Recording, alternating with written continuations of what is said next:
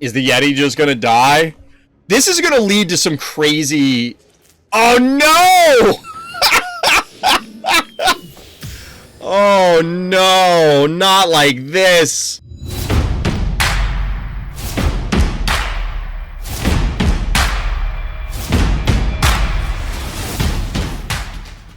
Welcome back, everybody. Welcome back. I didn't have time to fix the waiting screen, so we're just gonna move into the normal one. Welcome back, everybody. It's time for yet another season.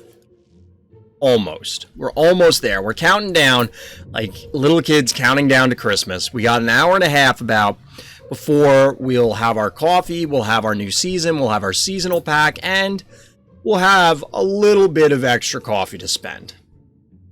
A tiny bit. A tidbit, if you will.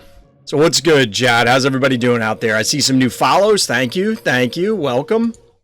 Dojewall Marcisi? I'm not sure how to say your name, so I apologize, but welcome. Let's see Rusty and Bad Sushi. I mean, I haven't unlocked him yet, so we're kind of due for it.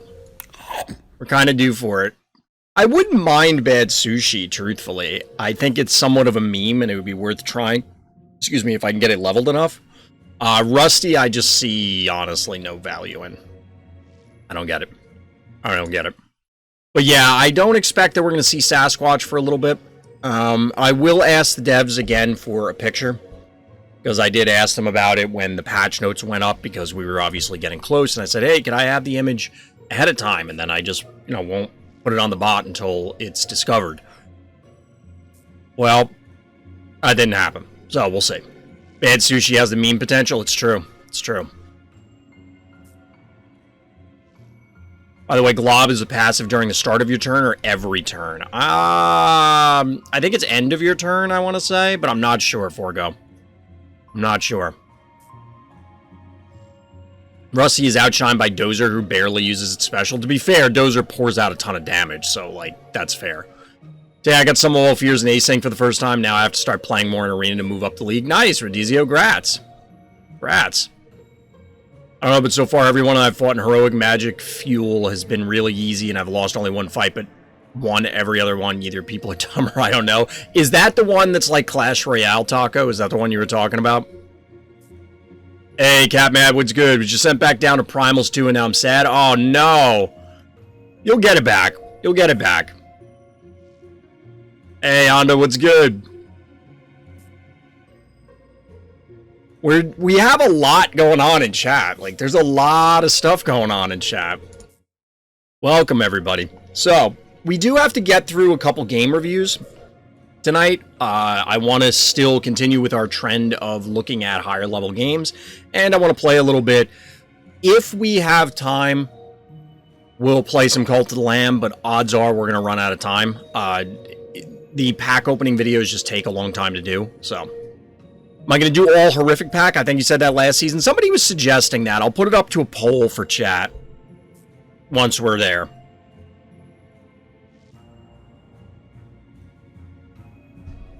So far, my Doom is yet to reveal a trap play, so if I have my Fire Ant, I can trigger the trap, which is still useful for me. Wait, does Doom activate your own traps? That's weird. I love hoping for the meme polls. I'm sure there will be some. We're due for it, right? We're due for it. I think you said do terrifying and horrific. Yeah, we had talked about it last time. Doing just the big openings just to do it. I think DT was saying that horrific packs are the mathematically best ones. Honestly, I don't think about opening packs except the night that I'm opening them. So, I put zero thought into it. We'll put it up to a poll for chat. See what they want to do. But in the meantime, let's play some games. Quick aside, everybody, before we get into the actual content, I was accepted into the Phobies Content Affiliate Program, the content creator program, you might call it. Shout out to the Phobies team, and thank you for that. But the reason I'm telling you, everybody out there, dear viewer, dear listener, is to let everybody know that I do receive some compensation from the Phobies team as a result of being part of that program. Now, I loved Phobies before, and I still love Phobies now, and I expect I will still continue to love Phobies in the future. So look forward to more Phobies content coming from Random's Thoughts. So now, on with the show.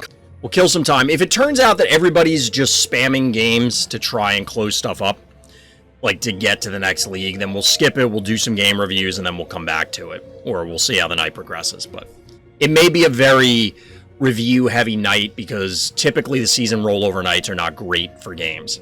But we'll see. We'll see. No, when I place my fire ant trap on an opponent's revealed trap. Oh, I see what you're saying, Forgo. Okay, okay. I just got paddles from a second terrifying potential with Rambolina and Zappy. I really want paddles, but I saw a DT comment in my Discord, which, by the way, if you're watching this on YouTube, hit up the Random Thoughts Discord, link in the description. ! Discord if you're here on the live stream. And I kind of agree that it's tough to find the time where it's like, yeah, I have 4 keys that I can just spare. It's tough. If you do, you're probably in a good spot, but... Paddles and Blondie, that would be pretty cool. Horrific are best for upgrade cards. Okay. I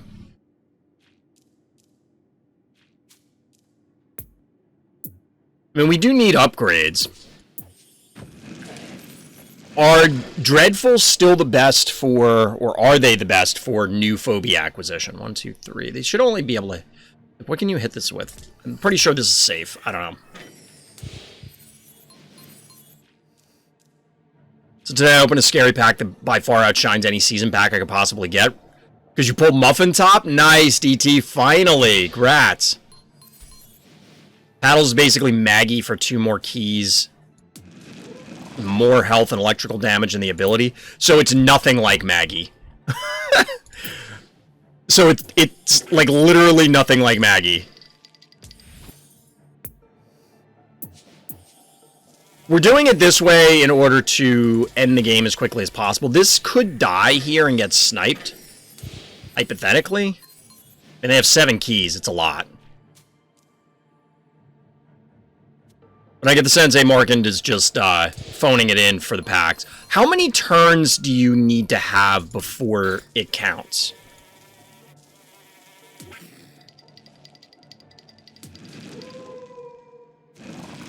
Because I don't want to, like... I mean, they could blow us out here. You know what? I'm not going to do this. In case they... I don't... like, as dumb as it sounds, I just don't feel like losing points. It's because this is the end of the season, Hakunay. Like, that's the only thing. I mentioned this before. We'll just do some game reviews until the season rolls over. I'm not gonna go through a whole bunch of these games, because we've had this before, where we try and play some games because I want to play, and then people just, you know, they're not interested. Which, I mean, I get it to a degree.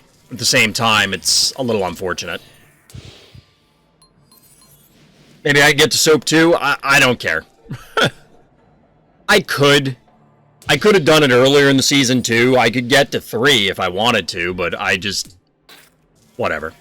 It's not important enough to me. I don't think the difference between the packs for the ranking is as significant as getting the gold pack. So, that's the only part that really matters. GG, I guess.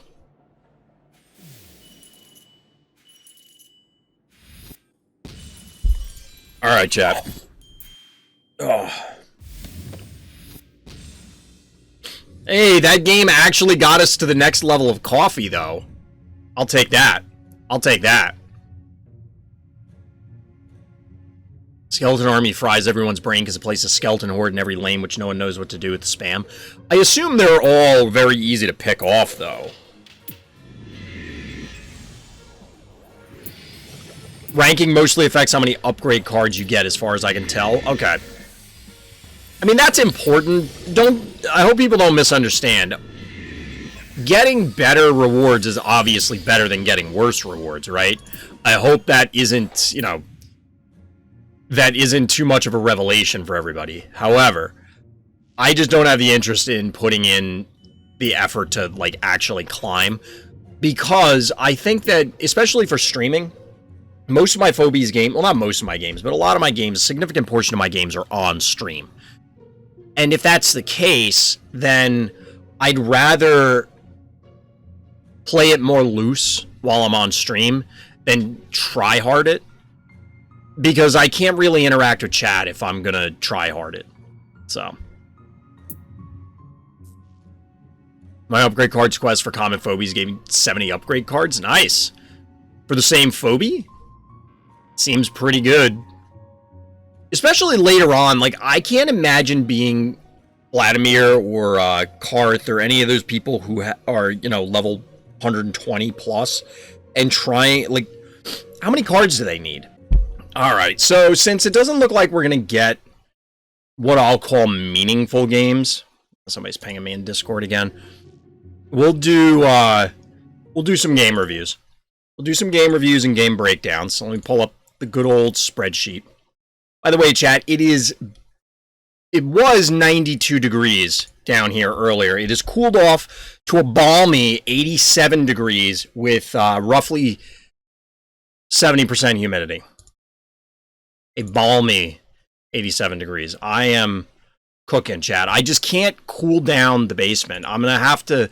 I think the biggest thing is the windows, truthfully. The windows in my basement are not great. And as a result, they're not doing a good job insulating. Other than, I guess, keeping the humidity in. I don't know. I got to figure this out because this is not good. Anyway, we got a Fratute game. Fratute has notes so close. So let's see what we got here. We're zoning in on Lights Out. As I've mentioned on many occasions, hate this map. Just hate it. I just find it uncomfortable to play on. So our hero here in the blue trunks is opening up how I usually do. So that's mistake number one. Don't do what I do. I'm not very good at this game. But they do follow up with something unique, and that is Stabby. I don't mind Stabby on this map, but Bad Guy also did something weird, so they opened themselves up to this triple panic point setup because they opened Gesundheit Bank. It's weird. It's weird. I don't really understand this. And then they follow up with another one-move phobie. So our hero here is out to a pretty stellar start, all things considered, and they bank to 6. So 6 to 5 keys. Bad Guy doesn't seem to have much interest in actually taking this center point. Now this is a little weird. So among other things, they could have taken the center point with Gesundheit. If our hero here elects to try and kill it with, say, a meatball and a jar, would it? 5, 7, and change. Yeah, it would kill it. You'd have to sit the murderwing on the lava, which would mean it could die from a single stabby hit. This stabby would end up on the lava. I guess this is okay.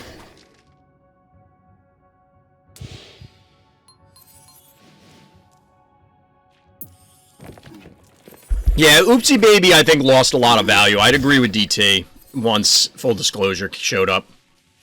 So we get Gravedigger and Crushmore, kind of things you'd expect on this map. Usually a little bit earlier for breaking this stuff, but this is fine. Crushmore, like, advantage hero here by a lot. This is kind of surprising, but the setup here with the stabby is notable in order to try and get into position to hit enemy stabby. But Bad Guy is body blocking with Gravedigger makes sense. And the sheep here is to shoo away the Crushmore. Not a huge fan, but, I mean, it's fine. 3,200 health. Already under half. This is an enormous amount of damage that Bad Guy has taken up to this point. On this map, I killed the cat. They gave up after, like, it was, I think, 4 turns. Wow. So we're obviously pulling back a little bit. More defensive position from our hero makes sense. There's no point in just offering stuff up for no purpose, no gain. But this stabby is not long for this earth. This is where things are going to get dicey, because you can't reinforce as our hero here very easily. Nothing is going to be in range with the exception of a jar, which we see. Oh boy. Alright, so a bunch of damage is going to go down on this sheep. I assume it dies. If it doesn't die, then I can understand why this game got close, yes. In fact, it will die. The problem is this jar is going to eat it. Presumably, it might not. Because the combination of... Never mind. Gravedigger goes down because not all the attacks from Crushmore had to be sunk into the sheep. So this is a pretty sizable board advantage now. I was going to say bees and the Gravedigger can off the jar, or whatever. But in this case, we're looking at just a few takedowns. These are worthwhile trades in our hero's position, I think. Oh, maybe not. Maybe not. So you start the turn, you lose... What did we trade here? It was Sheep and Gravedigger for Canine, Stabby, and Murderwing. It's close in keys. But you do end up with this position. So you do take down their Stabby. So you're ahead on keys, technically. 8 here versus 10 here. So slightly ahead. This, oh no, did you... Oh, bees is down. They did use actual bees.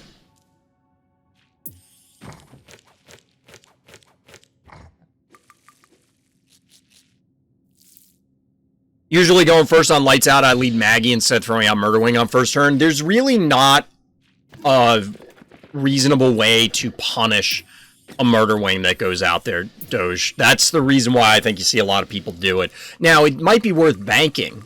Do Maggie into a bank, but a Maggie is actually more vulnerable than the Murderwing would be, just due to lower HP. So we see a triple panic point advantage. I'm curious where this game is close, because right now this seems like an absolute blowout.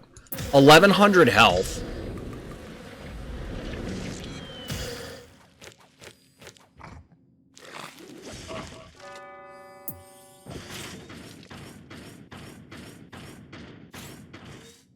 If our hero here retreats, I could see how this gets bad. How much damage is on this? Game? Oh, it only has 1,000 health. Okay, then never mind. I was going to say, just invade with this thing and the game should end, but... Well, our hero's going to do it anyway, which I can absolutely understand. Body blocks for the jar. 0 keys remaining, so... This is why it's getting close, because all the Phobies could hypothetically die, but they have to die literally this turn. Well, maybe not literally this turn. It's pretty close, though.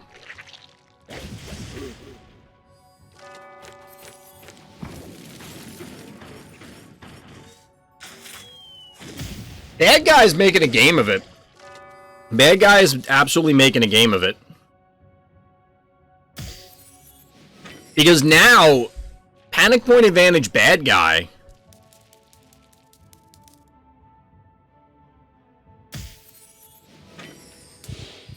$225. 52 health, chat. Does bad guy make a mistake here? Like, how did they lose this?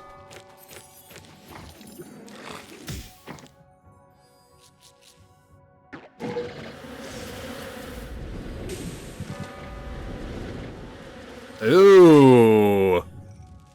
I was incorrect. I wasn't paying attention when we zoned in on who actually took this game down.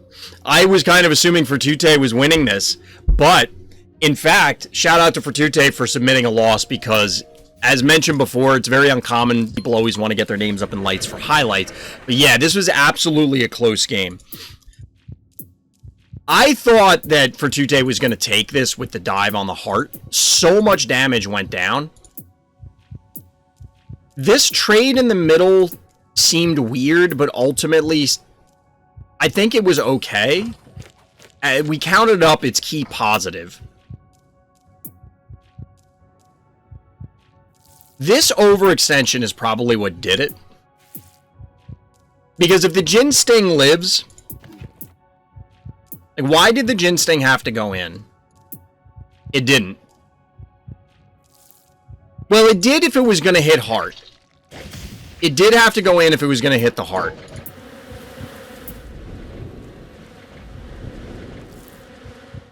I think what needed to happen here was, if you're going to commit in on this, like, this probably is the decisive turn. And here's the reason why. if you're going to commit in this fashion, where you're up by 1 billion damage, you know that you're diving hard, and obviously this is staging for it, right? Just push everything up there. They only have one thing that can do splash damage, and that's bees. They can't kill all of these, I don't think. Because they end up... Hold on, we're going to start the turnover so I can see. So they had to move to hit this, move to get bees.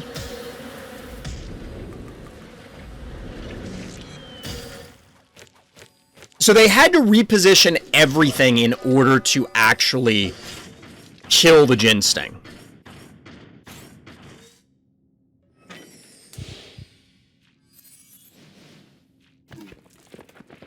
So the difference here is we obviously saw how low everything was. Imagine if the jar was in this spot already. So it moves down here. You get a hit with this. You get a hit with this. So how much health does this end up with at the end of the turn? 277. So this would be at 20 health, which represents the one hit of damage, like the one panic point that was needed.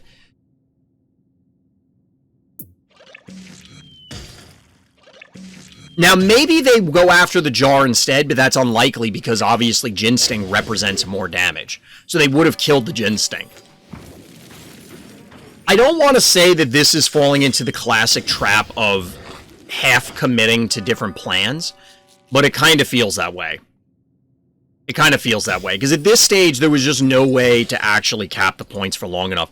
And I think it just kind of came down to that one mistake. Everything else I feel like was played pretty well by our hero here, but GG, well played. So chat's still debating the Maggie opener versus Murderwing.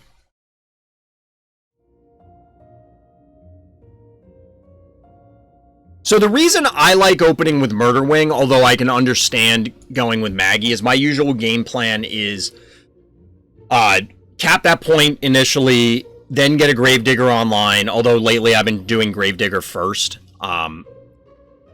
But having the Murderwing out there and representing damage does influence your opponent's plays. Yes, people can hit it with Spud, but then that locks them into Spud, which isn't terrible.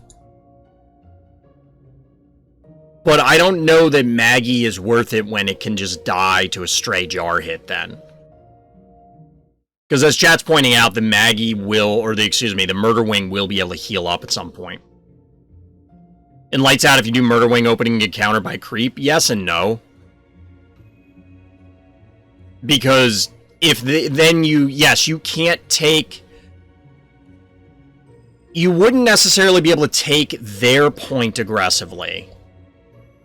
But if they're going to commit into your panic point, so like you take the top one, you pull back to yours, they send creep down, then they run it to the middle, you kill it, and then hopefully you can tank the poison. It's unlikely, but it's possible. A lot of people do not respond with creep. Now, I don't know why, but a lot of people don't. So, I don't know how to interpret that. The only time I've really seen creep as a consistent Murderwing response is on Exponential Decay, formerly Rent Past Due.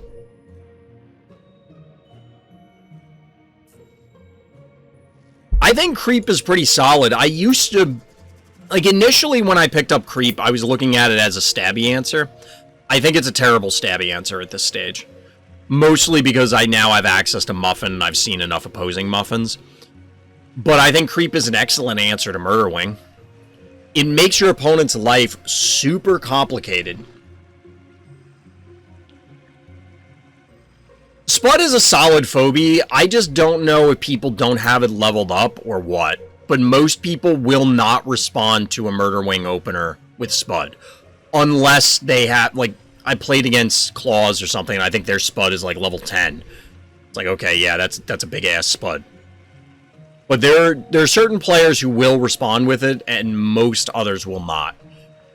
And it's notable because, again, I don't know how to interpret, is this a psychological thing that nobody does it because nobody does it? Or is it because people don't have it leveled up, or they just get stuck in their ways and it's, oh, well, they're going to do murderwing, so I'm going to do this.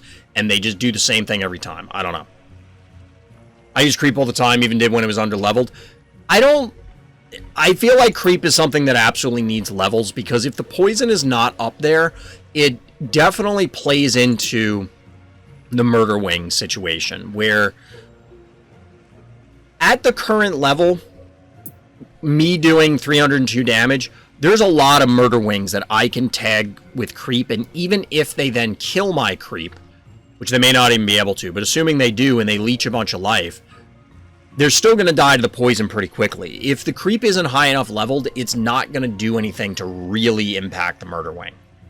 Because ultimately, the murderwing will leech life off killing the creep or other things, and then still require probably 2 hits down the line, which is all you can really expect. You don't expect a murderwing to tank like 4 hits from something. At a certain point, most phobies, you can mostly think of them as, well, it's not really health that matters, it's how many hits. And I know I'm preaching to the choir for a lot of people in chat, but we've talked on many occasions about, the murderwing jar relationship, or the snowball jar relationship, that sort of thing. And that's kind of what it amounts to. Can you one-shot this thing? Can you two-shot this thing? Or, okay, I need help. I feel like in most situations I can't fit Spud into the situation outside of Lights Out. I could see that. Maybe on the big house, too. Because obviously lobs. It's a cheaper lob. But yeah, Spud feels like it should be better, but at the same time, I don't know. Mine doesn't really do a whole lot of damage, which is part of the reason that I avoid it. But I don't see it out of a lot of other players, and like I said, psychologically, I don't understand why. My Murderwing, when you went into poison, I thought I could kill your creep with my Murderwing during our match yesterday. Yeah, that, I didn't count it up for go, but even if you could, I would have done it anyway, because a creep for a Murderwing is a positive trade, not just from keys, but from abilities. Like, the Murderwing is much more valuable, has way more mobility, obviously represents more damage. There's a lot of things going for it by comparison. Yeah, very much needs levels, but the ability is inherently worth the keys often enough. I could see that, DT. I could see that. I'm still on the fence for Henrietta, suck ass, and I like them both equally. So, a while back, pre-full disclosure, I had done a tier list, and I started with 1 keys. Truthfully, basically every 1 key is equal. I mean, maybe Boom is in its own tier. You can make arguments that some of them are better than others. I mean, with the exception of Muffin. Muffin is S tier on multiple different lists, not just 1 keys. It's like across the board. It's one of the best phobies in the game. But Muffin aside, all the other 1 keys are mostly the same. There are some that are worse than others, but it's almost, we'll say, 2 tiers. Again, ignoring Muffin, where it's like, okay, these are solid. I am content with these. Yes, they'll have better or worse scenarios. You know, maybe you want poison. Maybe you want a displacement. Maybe you want to resurrect. Maybe you want higher damage, comparatively. Maybe you want slightly more HP, but they're all roughly on their own. But then the other ones that are a step down they're still good because they're 1 keys. And that's what it amounts to. I love using Klopster. Biggest problem I have with it is damage, but it's good HP. The range is the biggest thing about it. If in regular play, aka not tournament mode, you can put in a lot of work, because you could snipe jars and things like that. In tournament mode, when they're all the same level, on-level Klopster will not one-shot a jar, so it kind of sucks. Electric Cat in its own tier, Boomer in its own tier. I don't know if it's Boomer's in his own tier. He's trash tier, but sure. When anybody can upgrade Venus and Microscopic, maybe your Clinico? Eventually. I'll get there. Boomer's the GOAT? I don't know about that.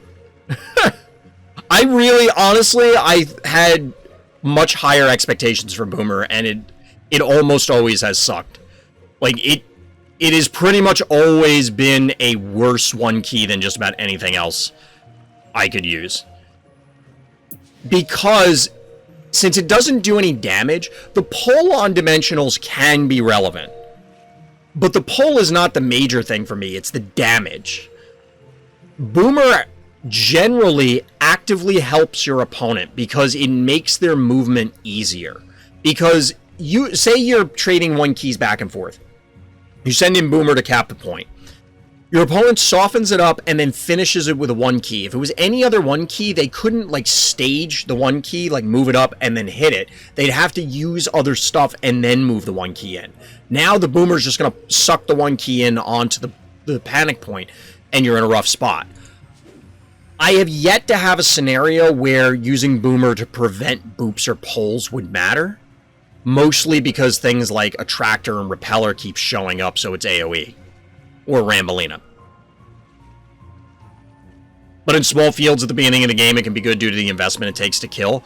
I would rather have a Phobie that can actually interact with the board. If my opponent's wasting time to kill the Boomer instead of killing my relevant things, then I'm probably in a good position anyway.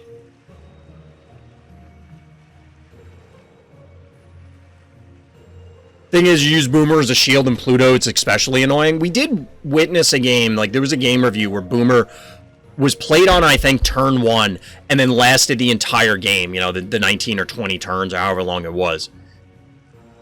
Also, fact, Boomer's hard countered by both one-key spiders. I don't think that's true. Henrietta's poison is mostly irrelevant.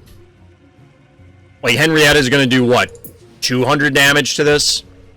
Okay. 80 turns later, it'll get it. It doesn't matter. That's like saying Stabby gets hard countered by Henrietta. Like, that's just not true. Like, yes, this will eventually die, but who cares? By that point in time, your one key would have died anyway. It's not meaningfully faster. Now, Sarcassin's a little bit different because it's going to chew through that health much quicker. I agree Electrocat is a low tier 1 cost Phobie, but we did witness a game, I think it was a gamer game, I don't remember, but Electrocat was a core component of the victory. Muffin the Boomer, I'm confident that will be a winning play in some game. Now don't get me wrong, I don't hate Boomer, it's just, I think I went in with such high expectations for Boomer that there was basically no way in retrospect that it could have lived up to them. It was always going to be a disappointment for me. That's not to say Boomer is a disappointment in general, and I'm hyperbolizing a bit when I was saying earlier that it's trash. I mean, I honestly think Boom is probably down there with Electrocat as worst one cost just because Boom is so fragile. Newly Deads are also their own thing. They are good, but that's the thing, is I don't know that any given Newly Dead is necessarily better than, say, a Cowbell. It's all going to depend. That's why, in retrospect, when I did that tier list, I didn't put that video up because it felt pointless. Almost all of the one keys, we're talking like 2 one keys right now, maybe, that are independent of the rest of them. The rest are just, you know, if we were doing it on a scale of 1 to 100, with 100 being the best, and it's clearly Muffin. Muffin will be like 120. And then trash tier is 0, which I don't think any of them are. At worst, you're getting like a 60 or a 70 out of the worst one key. And then the rest are between like 75 and 90. Because at the end of the day, they're just there to tank damage and recap points. Occasionally they'll attack. And like I said, they'll have slight scenarios where, okay, Contortio's damage is a little higher, but Cowbell tanks one more hit. Or you have to get rid of traps, or, you know, you want to res, or whatever. That's why I think it's much more interesting to talk about the higher cost Phobies, mostly because they have more abilities. But it's part of the reason that there's actually more differentiating factors other than a handful of hit points or damage. Like, that's all it amounts to. I've seen Newly Deads do 500 plus damage. They can get up there. They can get up there. I mean, mine's level 5, so we're not looking at a super high level one. But yeah, Chad, I don't know. It's, As far as one keys go, like I said, I think they're all basically on the same tier for the most part. You can make an argument that some of them are different. I don't really see a point in... Even in the context of trying to decide, hey, well, what about on this map? Do you want this particular one key or that particular one key? And it's like, it don't matter. Doesn't matter. Like, they're one keys. They just do their thing. Hey, Jenna, what's good? One cross tier list video, 2 minutes max. These super good, these 3 not good, and the rest great. Pretty much, Doc. That's, like, honestly, we were debating on that video for so long about, well, this one's got to be higher because of this, and reordering, and I'm like, after I looked at it, I'm like, this is dumb. This is a waste of time. Like, there's no discussion to be had here, because odds are it doesn't matter. It's going to be whatever one key you get first. But even then, if you equalize all the levels, they're all basically the same. That's exactly what makes them better or worse, though, DT. Working theory, Phobies shouldn't be ranked as better or worse, just more situational or more versatile. That's exactly what makes them better or worse, is how situational they are. If something is super niche, and so, for example, looking at the one keys, Boom is a super niche one key, comparatively. Compared to the other ones, odds are it is not going to do much. It is probably only going to step on a point. Therefore, it is worse than the rest. I think that, and I really do believe this, that utilizing those terms may be slightly more accurate, but they are effectively interchangeable. I think it is more appropriate to say they are more situational or more versatile. But that is primarily the thing that you care about. The other factor could be how, instead of versatility or how niche they are, another way to evaluate them in another important way is how demanding are they? And by that I mean, we know how ridiculous Stabby can be, right? Stabby demands an answer. We're not talking the 9 costs that, like, oh, well, my opponent dropped a Hevo 3.0, I must answer it. Yes, that's obvious. But how many Phobies, like, you have to deal with? And which ones are they? Or you have to modify your game plan. How much does your play demand a response from your opponent? And that's another component of it where Stabby may not be that versatile, comparatively, because it's a turret, but it's really good at what it does. Now, that could play into the argument of, is it situational or is it versatile? But if the situation is, this thing is so good that you use it in basically every situation, okay, then it's effectively versatile. It's not necessarily serving multiple purposes. I mean, there probably are multiples. It's not serving, like, a wide array of purposes, but, you know. Hakunay, we got a challenge. All right, we can do that. I want to do some smartly stupid stuff. Please, I would like you to pick the map, level, and who starts first. I guess since I went second all those other games, I will go first. What is your in-game name, Hakunay?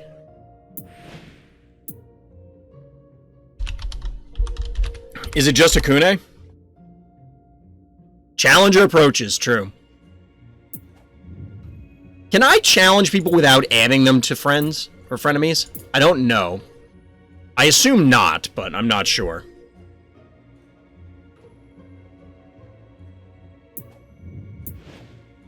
I don't know why I keep doing that. I was in the wrong window. So what map do we want to do, chat? What map do we want to do? Let's do the new map. Let's do the new map. We'll go level 1, not async. Alright, Hakunay, here we go.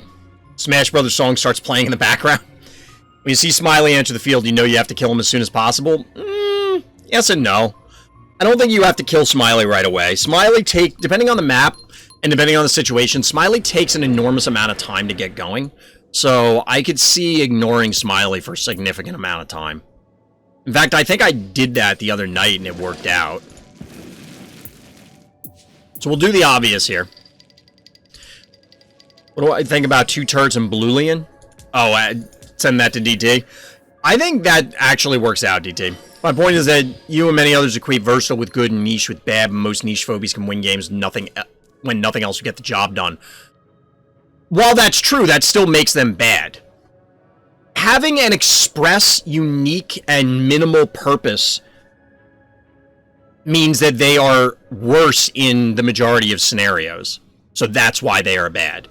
That doesn't mean that they are useless. And that's why I think maybe describing them in the way you're suggesting, DT, is better. Which is, I should choose a different adjective, because that is, since we're debating about what constitutes better and worse anyway. But, 1, 2, 3, okay. But I think that it would be more valuable to describe it in a different way, so that way people understand it better. Can we agree that Graylien is just bootleg Heartbreaker? I mean, I guess that's one way to describe it.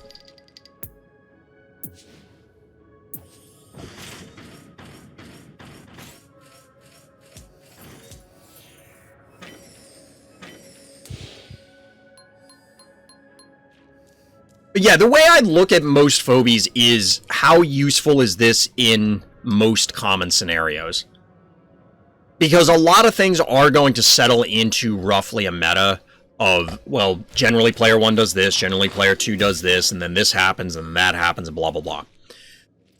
But if you can't... So I have to full retreat from here, or otherwise we get diseased. But the problem is that, yes, I agree. There are scenarios where you won't have, you know, like, this is the only thing that can do X, Y, or Z. Smiley when the opponent didn't summon anything is weird for Fratute. I think Hakunay mentioned that they had something in mind, so I have to imagine that this opener was going to be roughly what they were doing on any map. Yeah, I agree, DT. I'm not opposed, for the record, of changing the terminology. Because I think it does get the point across in a different / better way for most people.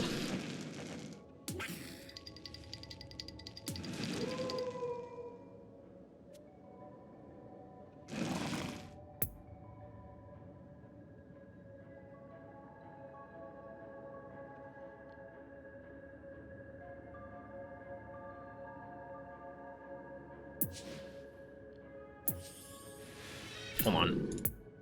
This does more damage and would allow us to bank.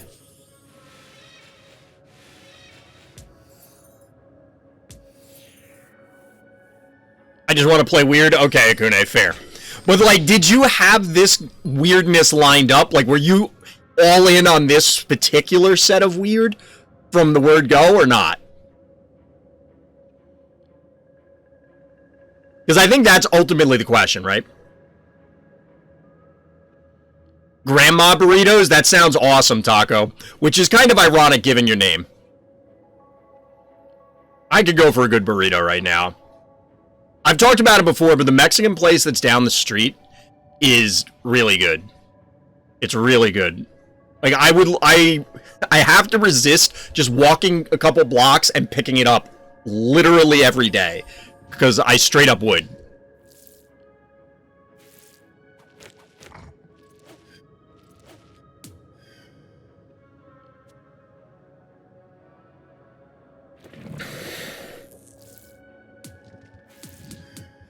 Yeah, so I can see the weird. Honestly, this is similar to the Russell opener that I've talked about before.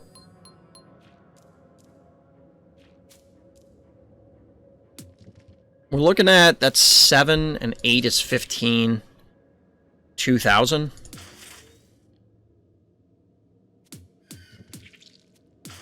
This is actually a dead Hevo between these three.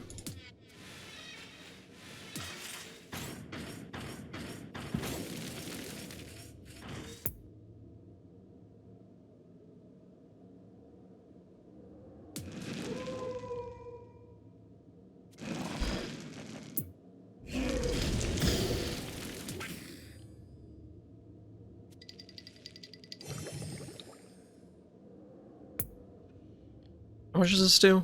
310. So it doesn't quite kill this, but it might get trapped. It might get trapped. We're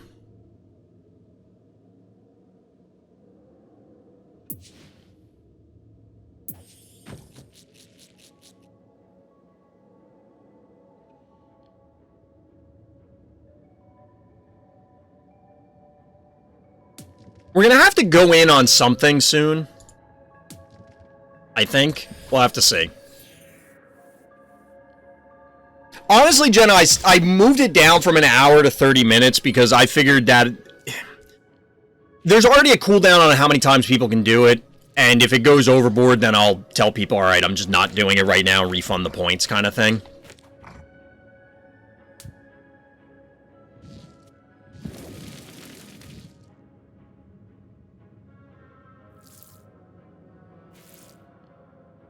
This is a decent foul game? What makes you say that, Forgo?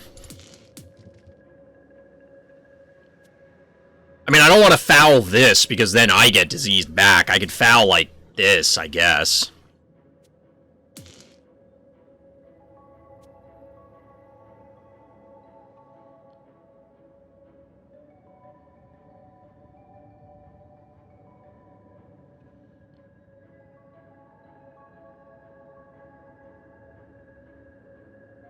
Yeah, DT, Ando was asking about Double Turd and Bluelian.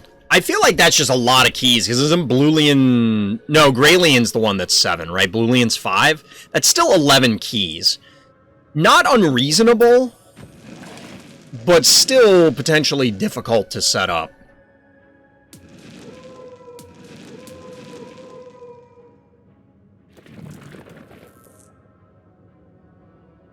So our snowball is dead, basically no matter what.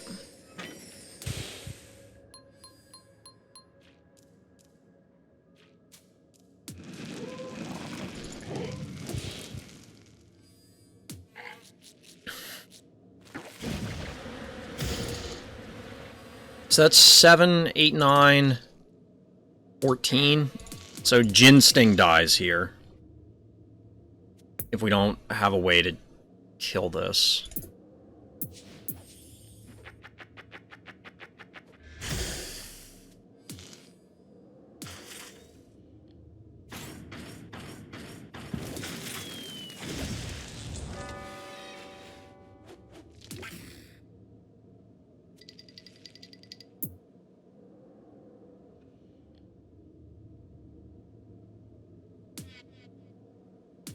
I don't know that Morty's worth it, but we're trying it. We're doing things, chat. They may not be good things, but we're doing things.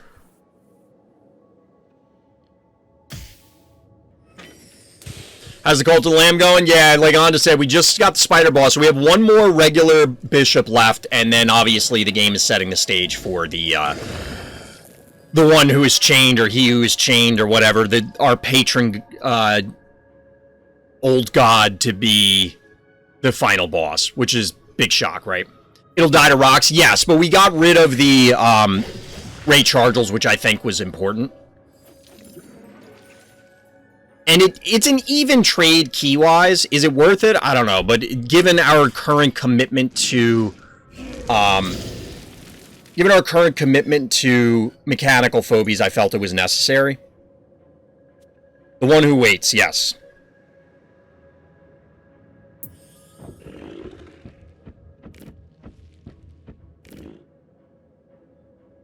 To be weird, we need some Rusty or bad sushi. I mean, bad sushi would be weird. I don't know if Rusty counts as weird. That's just bad, right?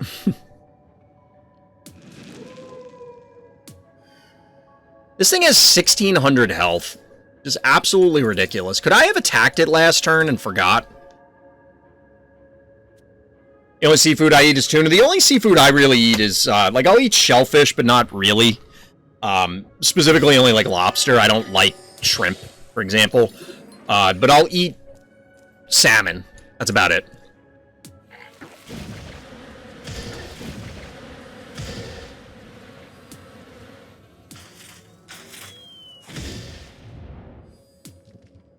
I can't believe this thing has so much health. It's actually insane.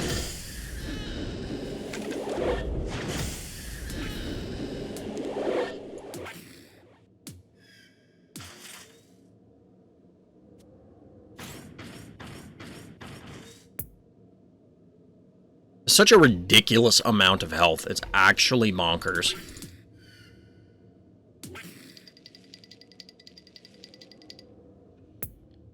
We're slowly hemorrhaging board position, but we need to kill this before we can do much else.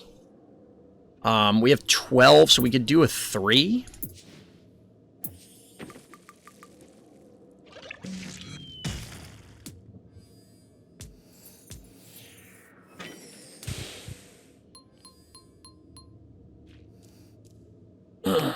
Sushi is really good. I want to try sushi, but I know, say I get it tonight, it's going to take forever to get it up to an appropriate level, right? It's just going to take too long for it to happen. Is this dead? No. Not quite. Close, but not quite.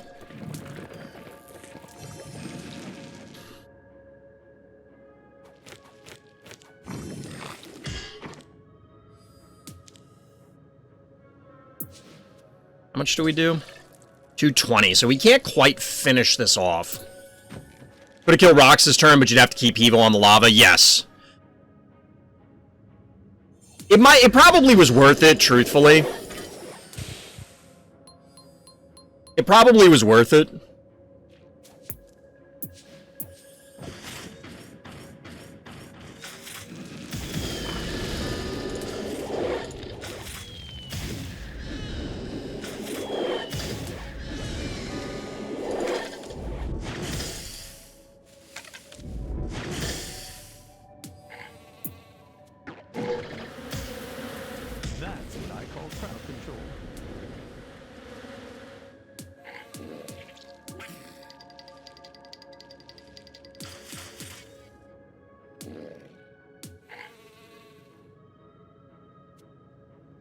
This actually just dies to disease.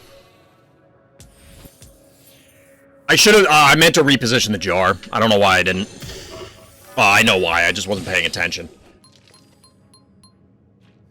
I think I dislike seafood because when I had a bad first impression with it, that happens with a lot of people for a lot of different things, so that's not ridiculous.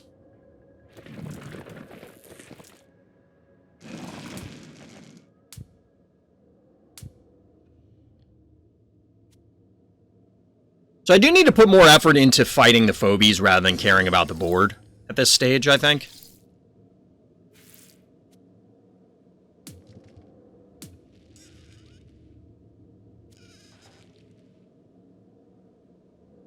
"35 minutes, we're almost there, chat. We're almost there.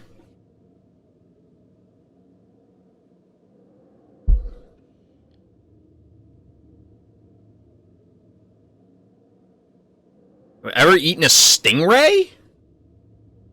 No. I mean, I haven't tried a lot of seafood, but... Can't wait to open my red season pack and get a whole lot of nothing. Womp wah. Taste of most seafood doesn't do it for me. I mean, yeah, I can hear you on that.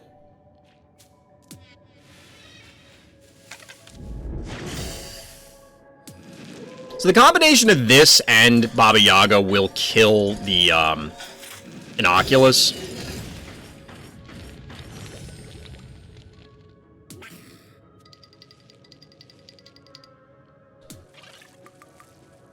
Again, if I had properly positioned the jar, maybe we could do something better this turn. We're almost out of keys, which I was just realizing. Bad guy still has 10. This is not looking good, chat. This is, in fact, looking pretty terrible. We could cap this point, but I don't want to do that right now. Hold on. I think this does happen. I think this... No, game. I literally clicked on the spot. What are you doing?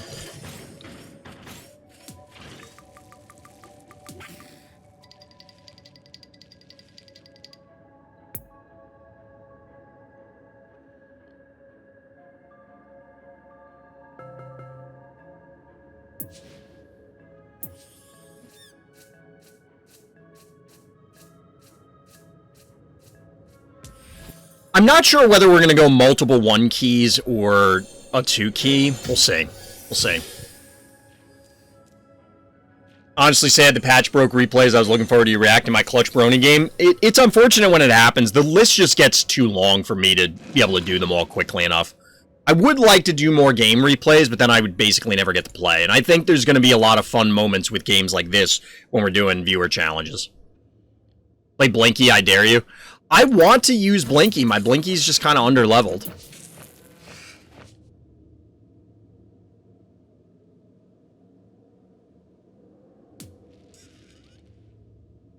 So I imagine there's a trap here. It could be here. Does 500. So the cat will tank it. But we do need to make something happen pretty soon, because otherwise we're going to be in trouble.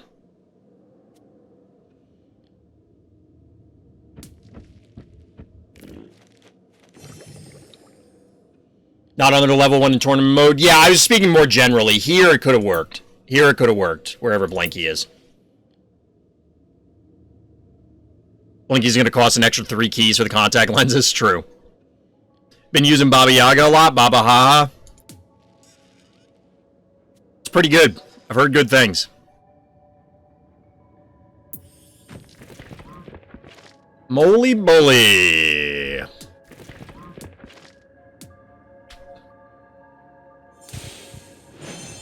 Alright, so now we're probably in danger here. I didn't check our health. Let's take a look. 38. Yeah, we're in danger. We are in danger, chat.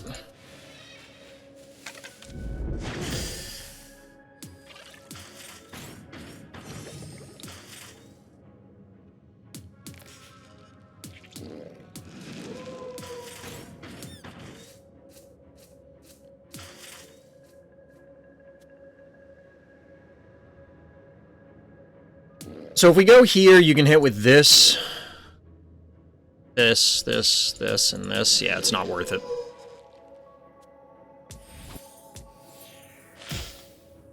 Alright, so trap was here. It was kind of a 50-50. I mean, this was more likely, so it likely wasn't a 50-50. Now we just need 2.0 and the gang's all here? True. True. Now, honestly, there could be a trap here now, which would be really bad, for obvious reasons.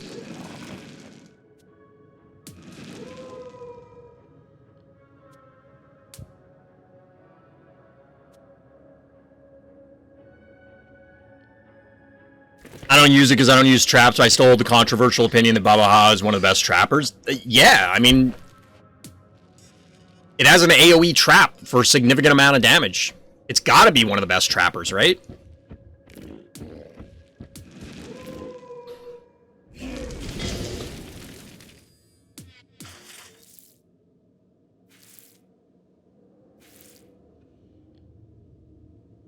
I don't think we can defend this, truthfully, chat. Because this is trapped, so we can't send the cat to recap it. Because it'll just die. Gator's basically full health now.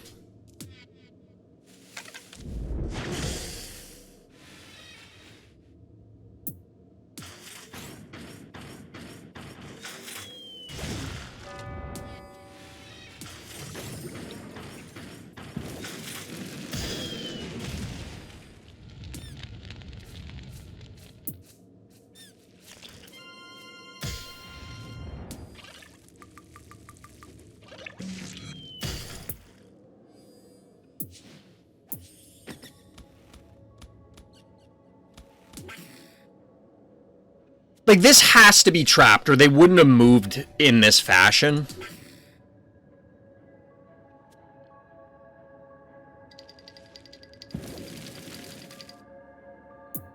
Like, if we go here... It'll take too many turns to get up there. There could be 6 Evos in one game. We almost saw that the other night, honestly. It was a random game that I put on that, for some reason, it was like, all the Hevos. Alright, so Inoculus is likely dead, but that means they're gonna cluster, so maybe that's okay. I mean, this Hevo could die, because they could just be like, bop with this. Oh, never mind, they're going for the heart, as they should.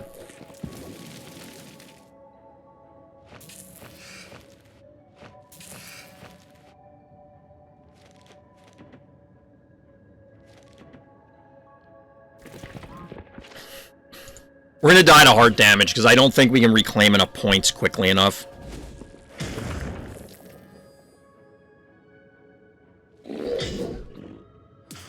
Ah, interesting. Okay.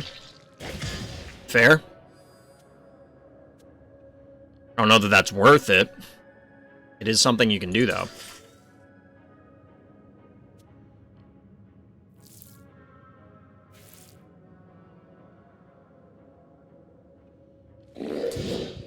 This feels like checkmate. It might not be, but it feels like checkmate, because I can't recap points quickly enough. This Baba Yaga is going to recap this bottom one. I can't get to this except with Hevo, and Hevo will die, and then they just recap it, so... I don't know.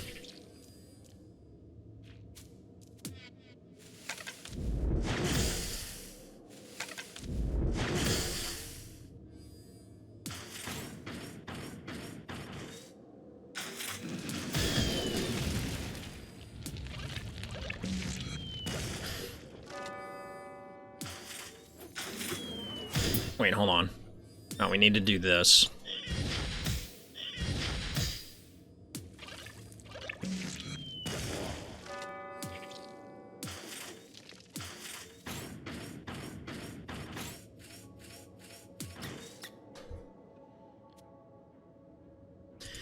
So this will hit for 14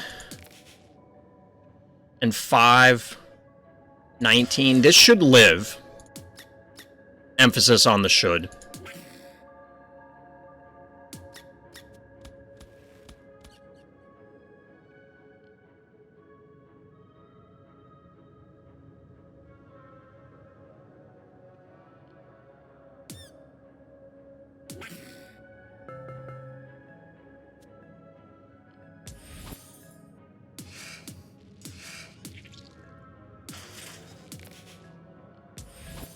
I don't know. We have to take a chance. Odds are we're dead no matter what. Obviously we're dead if Hevo 3.0 goes down.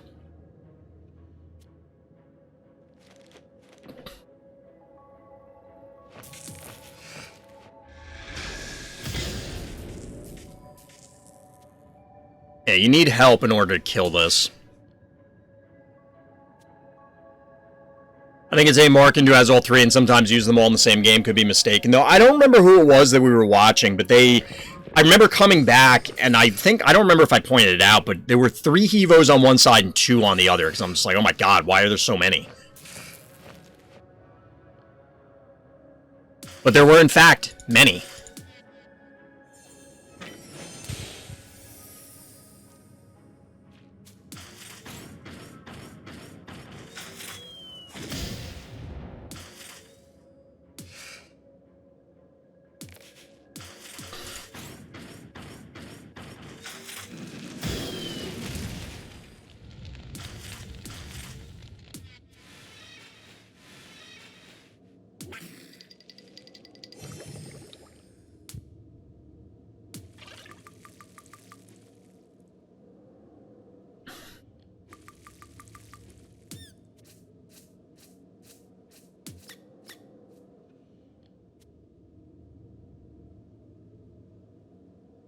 So we could sack the cassowary.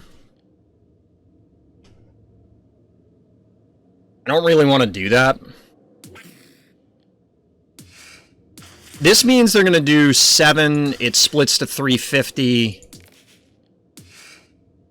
And then to 8, 9. So this will live. And then we should kill it. We're cutting it pretty close here. Hard health-wise.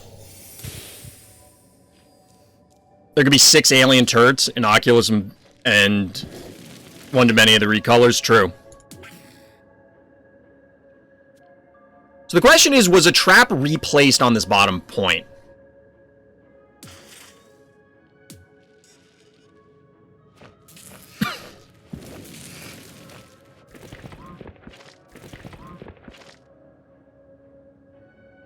If we can kill the Baba Yaga, I'll feel a lot better. I just don't know if we have the damage. I think we do. I'm pretty sure we do.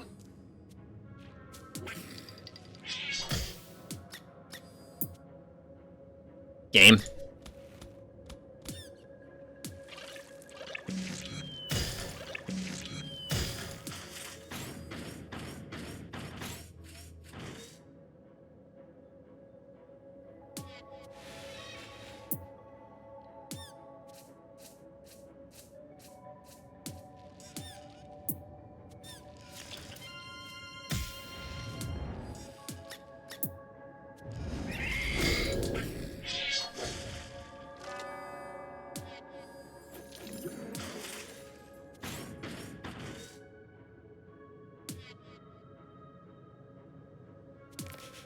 1, 2, 3, 4, you end up here. We should be able to annihilate it. Splitting the other Hevo might have been a bad idea, I don't know. I think viewer versus stream should have no help tips for a balanced fight. What, you mean like chat can't help me? Or I don't know what you mean. Because honestly, I'm going to do whatever the hell I want anyway. Whether it's a good idea or not. If you've been around here long enough, you'll know that. No, game. Absolutely don't want to do that. Don't really want to do that either.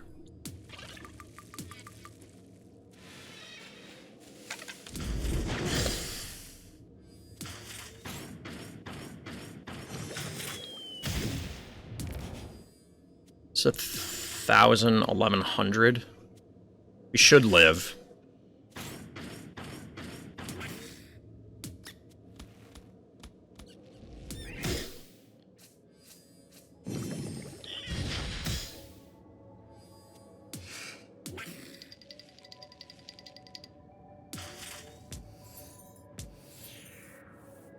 You're winning, you're good. Well, I am winning. Am I good? That's up for debate. That's up for debate. But welcome, Merc. One of my kittens is a little baby and runs away at the smallest of things, so it makes it easy to get him off of places where I don't want him. All I need to do is wave my hands around and make funny noises. I mean, it's a kitten. If you can't, like, if you're not scaring the kitten, it feels like there's probably something else wrong, right? That cat has been there since turn 1. That cat has been immortal. GG, Hakunay. So, in all seriousness, was the smiley the game plan? Because I actually thought that was kind of cool, and I mentioned it, I don't know if you heard me say it in game, but like, that is basically my argument with Russell, is do something like that, force your opponent into mechanical, follow up with electrical, and it almost worked. If the challenger chooses the map and who goes first, that it's inherently unbalanced in the first place, yeah, it's not supposed to really be balanced or fair, it's just for funsies. I know you're not saying it should be, DT, I saw your comment earlier, but it's all for the lulz. So, it is what it is. I kind of want to see what happens. Honestly, Hakunay, I think there's something to that game plan. Maybe not literally smiley first, although I guess you kind of have to do it early. The only thing that I think got me back in the game is because you committed into range of a Hevo out of the vault, which I was kind of hoping for, is that you get the Hevo and then that gets me back in. I don't know if the alligator did a whole lot for you either, but I'm not sure. The other one is a girl, and it's the most fearless creature on Earth. The thing is, this thing in my house will stay here, lay on its back, and swing at my hands when I try to scare it away. I can see Russell working with Zappy. It's slow, but I could see it. I hope I get Russell. I want to try Russell, but it's another one on the list of, like, I don't know, it's going to be like 100 years. I forgot Allie level 1 wasn't that good. It's not bad. It's not bad. Like, if everything was leveled up, would it have made that much of a difference? Maybe damaging the heart.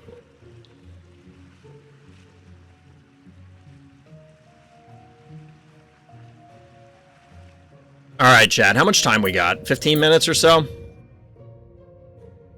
Alright, we'll do one game review, I will take a break, and then we'll do the pack opening stuff, because that I need to take a break beforehand, get some more water, stretch my legs, because we're going to be sitting here for a while while we do it. So we'll do one more game review, one of the actual game reviews. And we have it from someone new. Just double checking the list, make sure I didn't miss any subscribers. Or is this person new? I feel like we've talked about a great Ginger Gabe game before. I could be wrong. But the notes here are tanking for erratic for the win. You know me, chat. I love me some erratic. So let's see what we got. We're back on Lights Out because everybody else on the face of the earth seems to love this map. I, in fact, do not. So, we're zoning into Lights Out. Gravedigger openings from both our hero in the blue trunks and the bad guy in the orange trunks. I just wanted to use stuff I don't know usually. I think that's the appropriate thing to do in this scenario, Hakunay.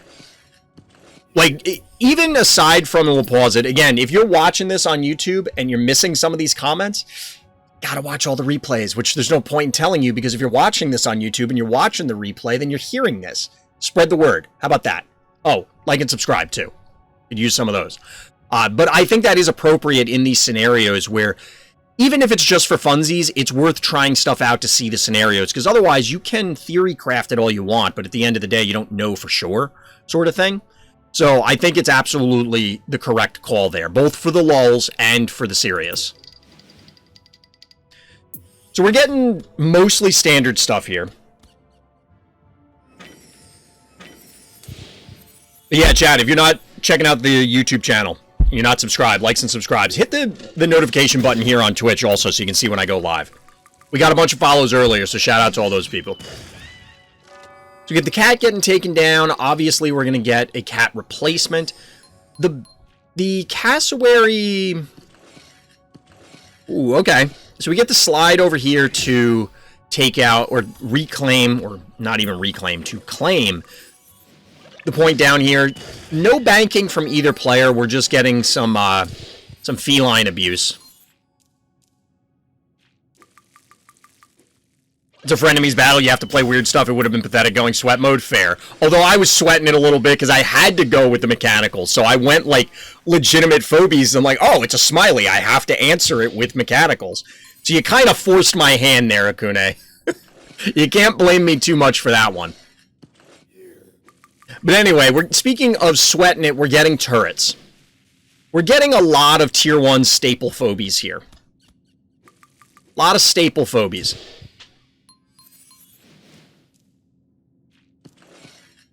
The fearless one is black fur with some splotches of brown and white. Such boy pisses pants every time something happens is orange. That's funny. Hope I get something like Bluelian from my pack. I already have Graylian. Nice. That would be pretty cool to get the alien duo. I want to try both of those out. So we get some blocks going down, but we're also going to see a dead cassowary, or at least a cassowary trade here. It's probably worth trading the assets here. Bad guy did bank to 4, notably. This is interesting. Okay, we get double blocks here. So this completely seals off the bottom panic point here. I guess it seals off theirs too. I don't really understand this yet, truthfully. It does prevent this Gravedigger from swinging around, but it would have had to do a big end around anyway to get up there. Now, a bunch of damage could go down on bow mangles, but you're not going to have the addition of the cassowary. So we'll have to see. Gabe has banked to 6, so is this where the erratic shows up? Alright, we are in fact going to get a bunch of damage going down onto the bow mangles. Not a ton, but now the jar is in position in this little enclave here, and the erratic in fact does hit the board. Graylian is nice. It's kind of like a worse heartbreaker, but it's not bad by any means. I want to try Graylian because we've only seen it sparingly. So we get the appropriate takedowns here in order to free up room for the Moly Bully, which shout out to Bad Guy for using Moly Bully. Definitely deserves more attention. But it opens it up so that this stabby can get beat up and ultimately taken down. So you traded 6 keys for nothing, essentially. 3 keys here to 3, 6, 9. Not great trades, but it did allow time for Erratic to walk up, and right now, nothing can really threaten said Erratic. This is bold, though. Can you kill the Gravedigger? Are you going to body block? Okay. Because I was going to say, otherwise, this swings down, and then you hit with the jar. But the thing is, since this lived, it has the break here available. This is a dead jar, no matter how you slice it. The Misanthrope is a good effort at a body block. Level 7, so over 2k health. Oh no, Bad Guy doesn't see it. Bad Guy didn't see it. Like, this is off cooldown. I mean, you end up getting double hit by the erratic. I guess they valued this more highly? It feels like instead you should be killing the erratic, or the, obviously you want to kill the erratic. You should have been killing the jar, but regardless, the erratic was not going to take enough damage for anything bad to happen to it. What? I don't understand this. I mean, I guess, but since this is broken, you can just send 1 keys across. Bad guy is down to 1 key by supplementing and maxing out their forces with fetch. Hey, Urk, thank you for the follow. Much appreciated. Welcome. There should be a lab where you have every phobia and you can test it out on other phobias of your choice. I agree. I have other thoughts on that we'll talk about after the game, Scrungle. Because there are some other pieces of it that I think would be cool. So we get a second Clinico heal. This Bowmangles has got to be back to full health. Wow, it's not. Regardless, we see Bachelor going down. Damage grows like a blossom. Get Gravedigger coming in. Not real clear on what this fetch was supposed to do, truthfully. Like, if you were gonna put the fetch out here, I assumed it was for damage output. So why wouldn't you kill it and then kill the Bachelor with what you did and then go punch the erratic?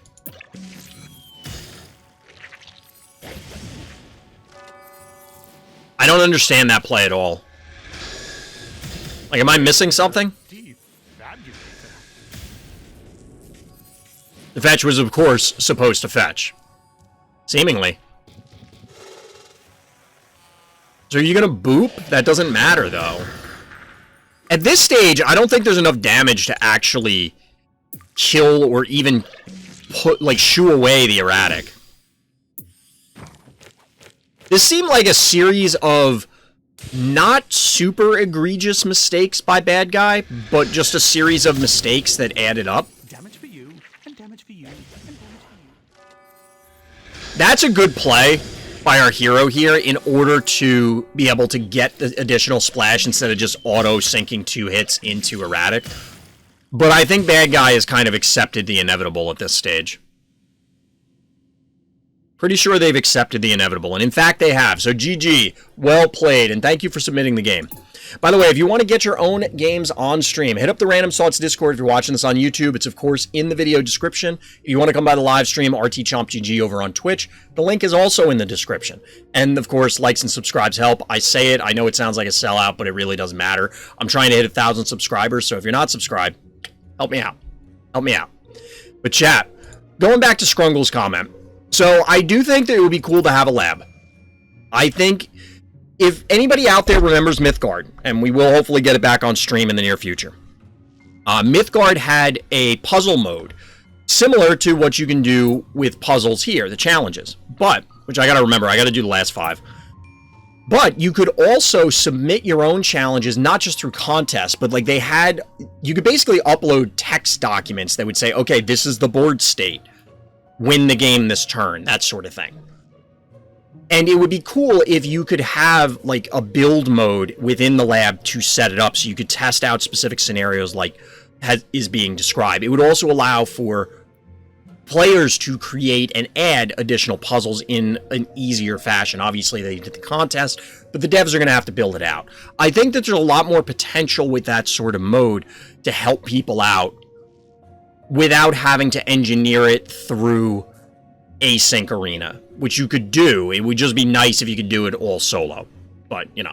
Alright, chat, we're back. So, game plan. I want to do game review of, like, a high-level game. I'll leave it in the video as opposed to breaking it out like I did with the other ones. I have to make sure that I end on time tonight. I can't go late compared to the last few nights because obviously the other nights were still weekend. Tomorrow I gotta go to work. So, here's the thing. Do we want to try and play any Cult of the Lamb tonight?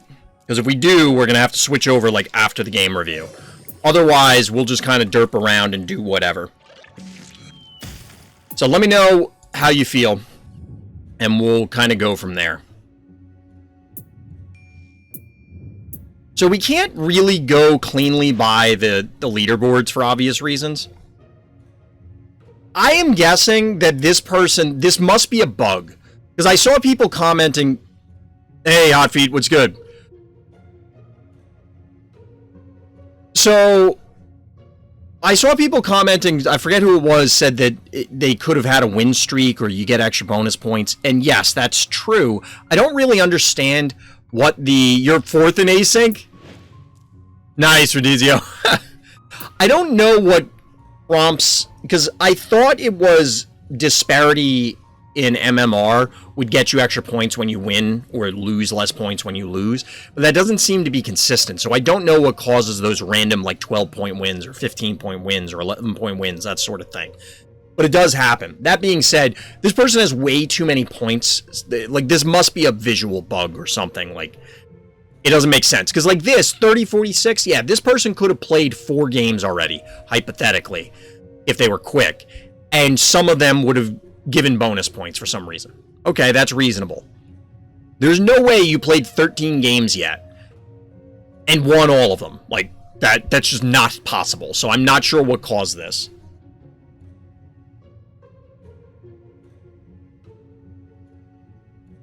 But anyway, so we've been looking at a lot of Hyper Eat games.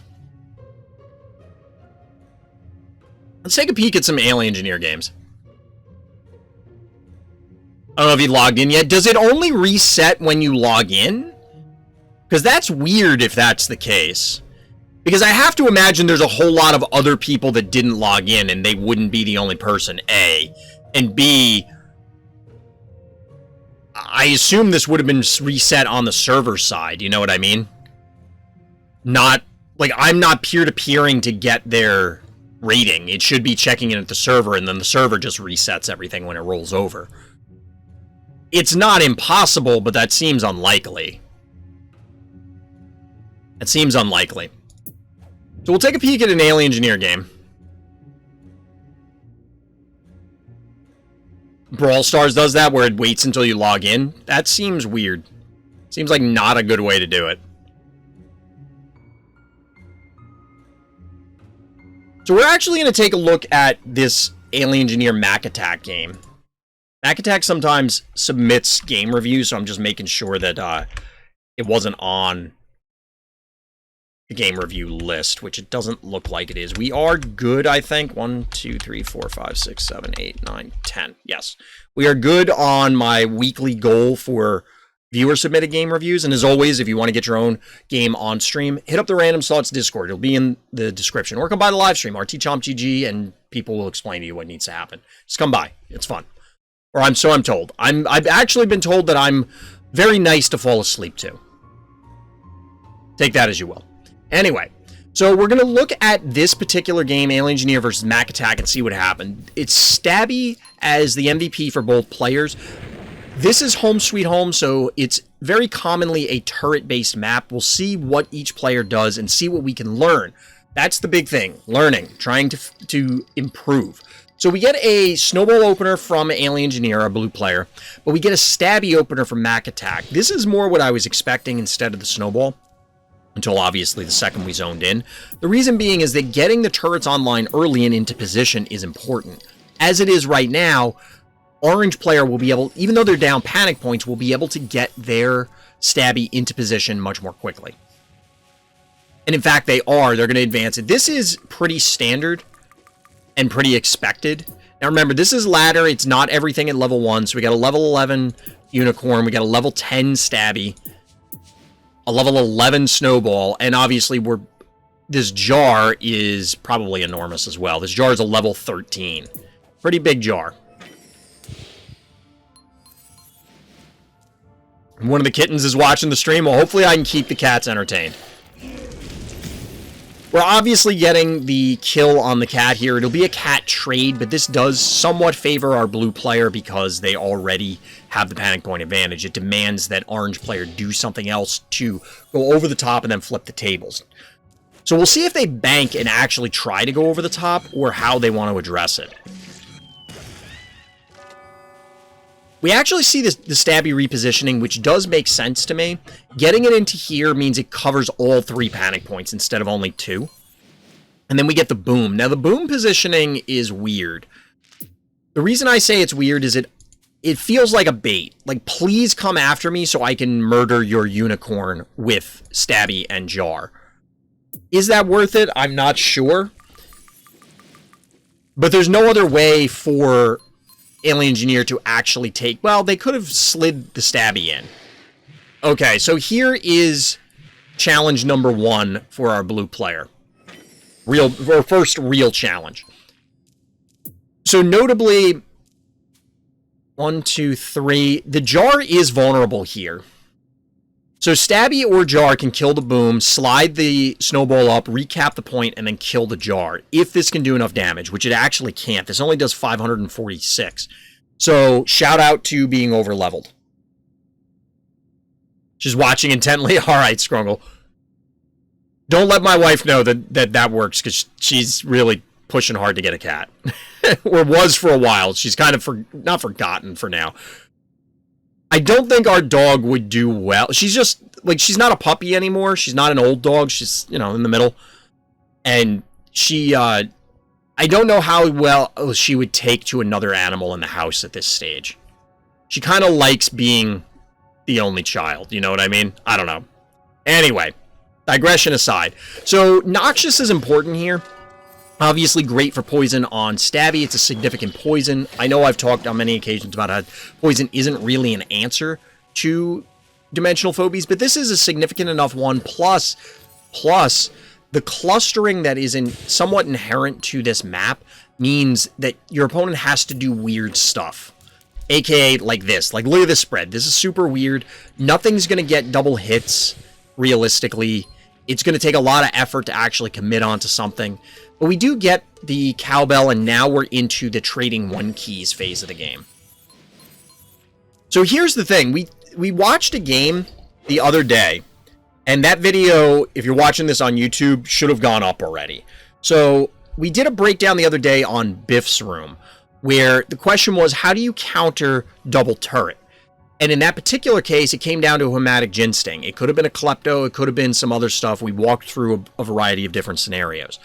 But overall, the constraints were there on what you could do to fight a push with double turrets. Here, the question is the Noxious going to be sufficient? And I mean, we know the outcome, but we'll see how much Noxious plays in. And Noxious could be a decent answer to this stuff because it can sneak in. It can sneak in and then get out and heal. Drink some water. All right. We get a little hydrate action. Trying to stay cool. But Noxious has proven to be very difficult for me to address in many of my games. We'll have to see how challenging it is for a much better player in alienginner. So we clearly see the takedown. The cowbell was not going to be long for the world. Bachelor comes in. Noxious is repositioning, and we get a trap phobie. This is actually looking really dicey for alienginner, even in this spot with 8 keys, because, okay, yes, you have a bunch of traps set up. Who cares? They're in positions that, while they could be relevant, probably are not going to matter too much. But now you have a trap phobia on the other side, and it almost would be better to save the traps, try and reposition the unicorn. Probably not. I was going to say so that you can break the Baba Yaga trap. Shout out to all the Baba Haha fans. But Baba Yaga here is clearly going to present a significant issue because, well, traps, A, and B, clustering, again. So on top of the Noxious, now you have 2 reasons that you can't cluster safely, and it's just going to get messy.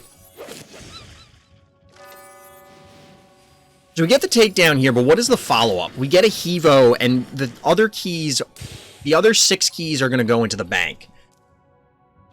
The Hevo makes sense. It's tanky. It will not get poisoned.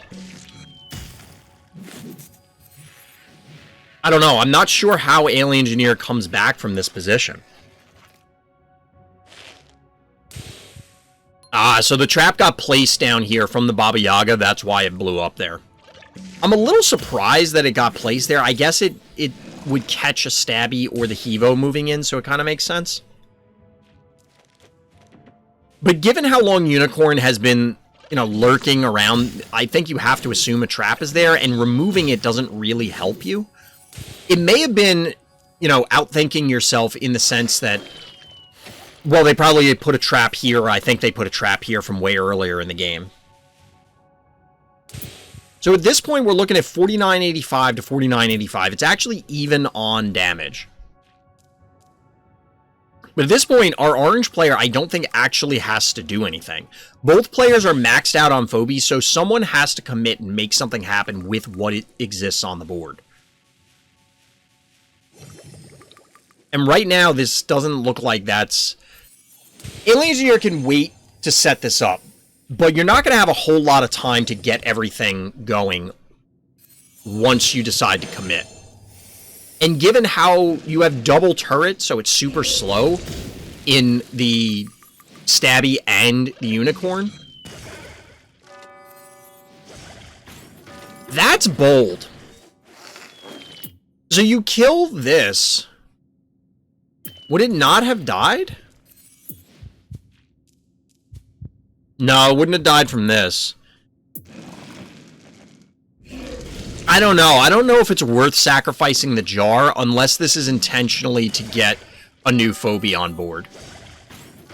That's the only thing I can think of.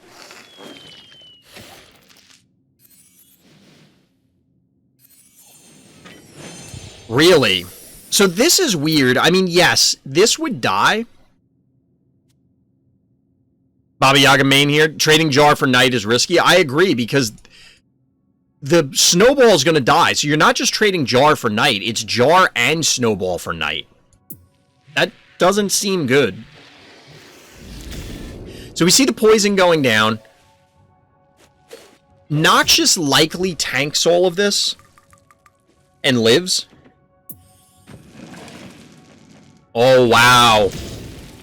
This feels almost insulting. The Baba Yaga takes down the snowball, as mentioned. All of this stuff is in position, so now Alien... I mentioned a few turns ago, I didn't know how alienginner was going to win, but at this stage, I don't... This feels hopeless.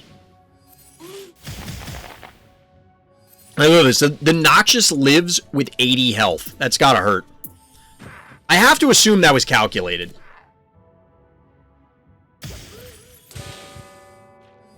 But we see the dead unicorn. I'm curious whether the Noxious is just going to go in or it's in fact going to try and get out of dodge. Because it can do either, realistically, but I imagine it's going to run, yep, because everything else is pulling back. More trap removal. I don't know if this is intentional, like macattac is trying to find the traps or avoid them. This is a solid play. Alienginner got the Klepto online, so now this is going to allow the jar takedown. So that spare jar hit didn't really help macattac at all. Ooh, there was a trap down here. And honestly, without the jar, this position looks a lot worse, but this Hevo is not going to last very long.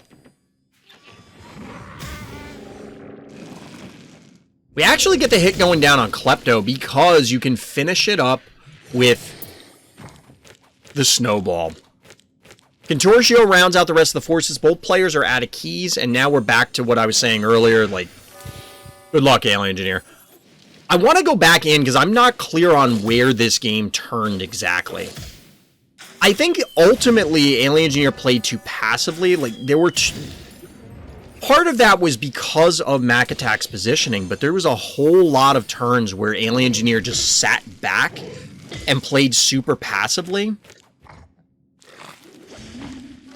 And I don't know if it was the cause or the symptom for the loss. Because, yes, they were losing because they were playing back. But did they lose because they played back, or did they play back because they were losing?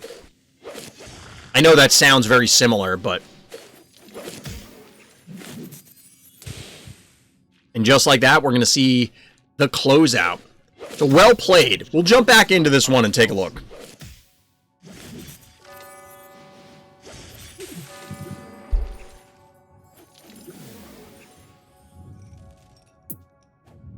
GG is right. So if we step through this game, I think the opener, like I said, if you're going to go turrets, I think you want to do turret first. I can understand wanting to get the snowball out here, cap the point early.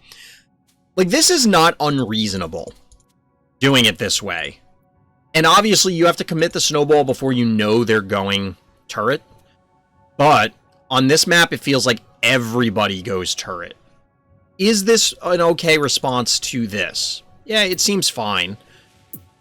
Or not a response, but is it an okay play into this? I think this play also makes sense, like I pointed out earlier. Yes, you're trading one key for one key, but you are ahead in this scenario. You're ahead because you have already a panic point advantage. So this turn, Stabby could not have gotten the boom. It had to be Unicorn. So the boom was going to get in there no matter what. It's a little dangerous here, allowing the boom access to this. It will die to the trap, and odds are they're just recapping the points, so this is probably just a calculated risk. The Noxious may just be the problem, because the Noxious's appearance immediately forces this retreat. You can't even have the jar forward, because if the jar gets caught by splash, the opposing jar finishes it off, and you probably don't kill the Noxious in return. And if you don't kill the Noxious in return, you're in really deep trouble.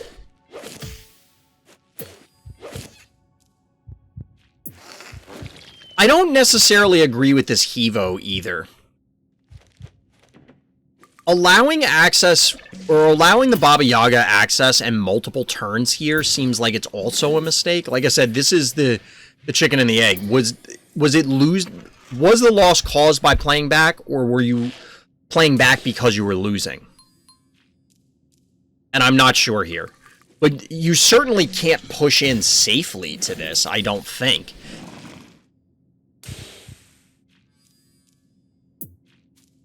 $1,500. I think this turn, the Hevo needed to reposition. So hold on.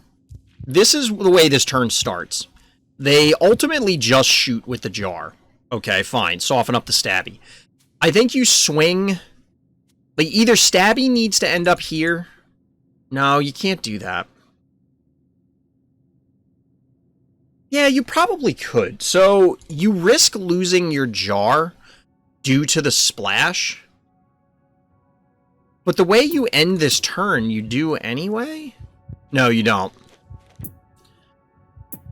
What I'm thinking is you need to stage an advance onto their Stabby, because at this point, you're just, like I said, slowly losing.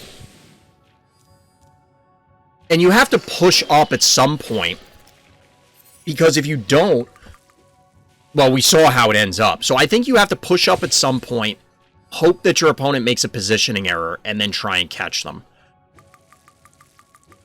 Because otherwise, I don't know. Maybe if Hevo was something else. I'm not saying go Barzilla.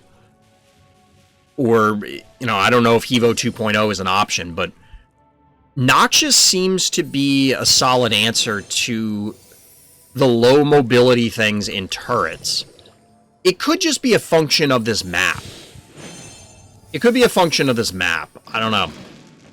I don't have Noxious to really try it, but let me know down in the comments if you're watching this on YouTube or chat. Have you run into a lot of Noxious when you're playing double turret? Has it been posing an issue for you? Or has it not really made much of a difference either way? Because we know how this one ends. But GG, well played. Well played.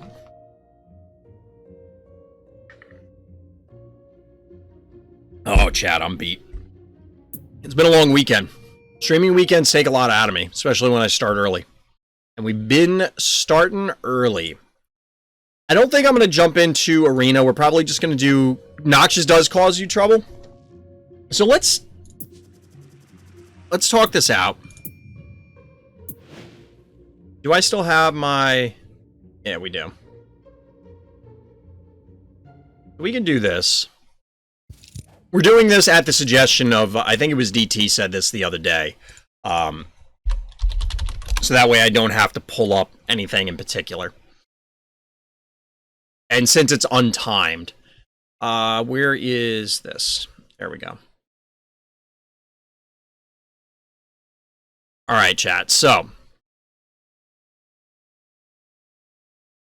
I chose this map arbitrarily. We probably should have gone home sweet home, but this is also somewhat of a turret map. So if we assume there's a turret here, a Bowmangle's a stabby. Yep, exactly. So if we assume there's a Bowmangle's or stabby here or here, right? This may not be a great map as an example, but again, it's just for positioning purposes. So we'll assume that it's here. You're going second, you have 4 keys. You do, a 1 key here, a 1 key here. Bank. That puts you at 5. Bold opening there, I'll have to try that. Yay. Sometimes the bots come up with the most savage strategies, or they're just idiots. They're just, I imagine this bot just straight up goes for the heart every time. Like literally every time. But if we assume that you can get a Noxious online, I don't want to say easily, but relatively easily. Because if you open as the first player and start with a turret, you're going to have time as a second player to get, a little bit of time to set up. If it's a stabby, great. Noxious answers it. It isn't as great for Bowmangles for obvious reasons. But is that good enough to shoo it away on this map? Of course, assuming you have Noxious. So if you go 1 key, 1 key, they started with a turret, then they follow it up with, say, 1 key, maybe run another 1 key, like, over to here. We go 1, 2, 3, 4 would actually obviously be where this is. So pretend that's a 1 key.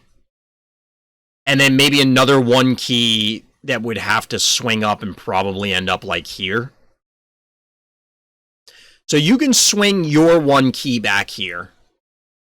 Possibly send yours here, your other one. And then you pop out Noxious and end up here.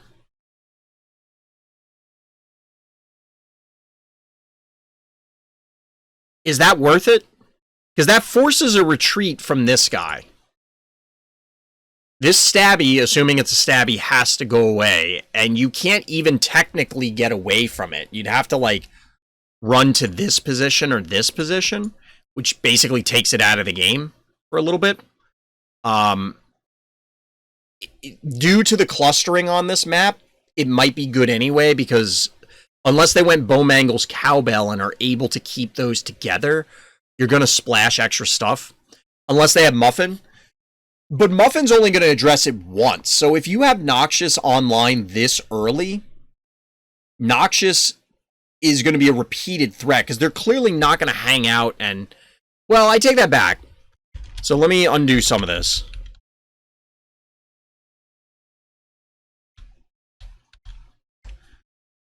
So we assume the 1 key. So you move Noxious here, and you end up on this panic point. You swing your 1 drop down here or whatever. It's just out of the way. You poison. Then they Muffin hit you for like 1100, we'll say. Because they're going to hit twice with the stabby. Then they're going to, and I'm just saying it based on my level. Then they'll probably connect with a 1 drop swinging up this way. Unless you body blocked. Hypothetically, there's another 1 drop, so it could be like 1400. It's unlikely that the Noxious dies, but then you're forced into either a Muffin or a Clinico.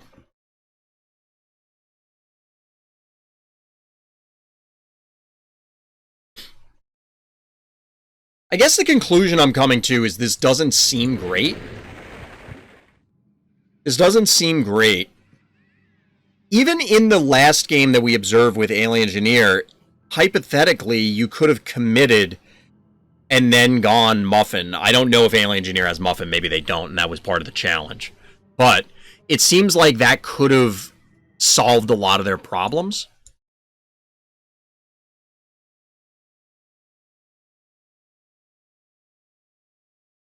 I don't know. So you had mentioned, DT, that Noxious gives you trouble. Like, I guess you didn't have Muffin up to this point, so that's the reason why. On Home Sweet Home, things get clustered very easily, so I could see the splash. Like, the bigger threat may have not been the poison on Stabby. It was more the splash damage that would have hit Jar, allowing Macattac's Jar to snipe Alienginner's Jar. And that makes sense.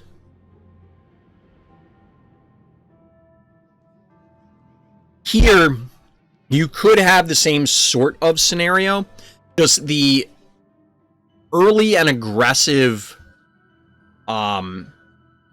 Noxious may not be worth it.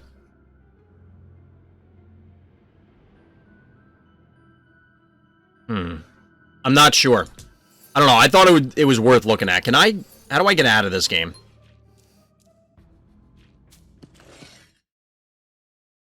I think it was worth looking at.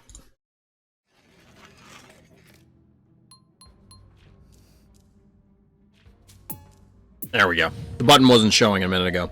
The Poet? It's kind of funny.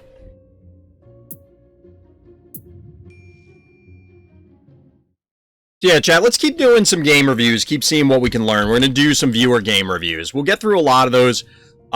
This will just be review heavy. This will let me get a jump on next week so that, you know, we hopefully miss less as time goes on. But we're going to jump in to a Stevedouble replay. No notes on this game. No notes on this game.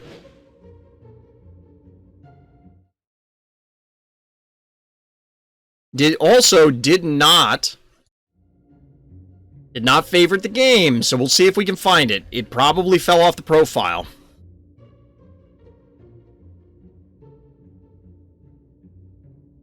Womp womp. Oh no, here it is. Here it is. You lucked out. It didn't fall off. Alright, our hero here, Stevedouble, is in the orange trunks on Moai. Let's see. So this is a relatively low stress level game.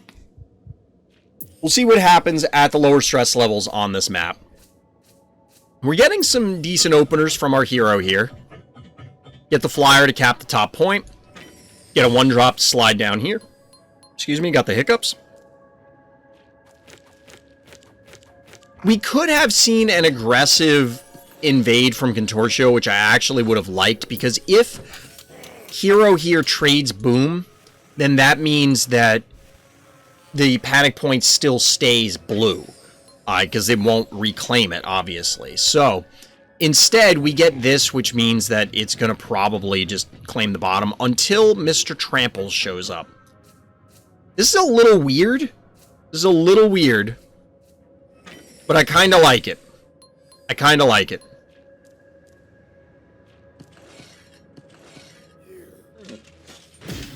So we're going to get a free shot going down on this murderwing, which doesn't really get you anything. Like, this positioning doesn't really help. And this Contortio now means that they can kind of threaten it from both sides.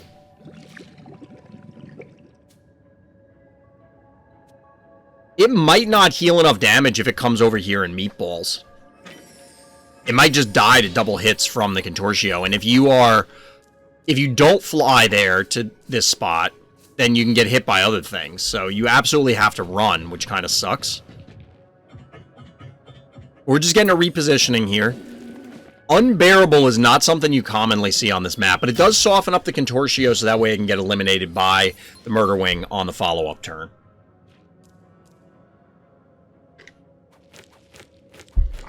Honestly, I don't really like the Bone Mangles here. I'm not a... Ooh, this is kind of cool. So we get the Gravedigger block, which now shuts off an invade, barring, you know, a whole lot of effort being put in. Thereby centralizing everything to the center panic point, and Bad Guy does have a 4-to-1 panic point advantage. However, we're going to see a very aggressive Gravedigger. I don't know about this one. I guess the idea here is that it's going to... If they invade, you can set up a really strong Mr. Tramples, maybe? Like, you go 1, 2, 3. No, you can't do that. It'll depend, but you can punish and invade here. You have Unbearable, you have Tramples, you have Gesundheit, you're going to have Murderwing flying in. There's a bunch of things.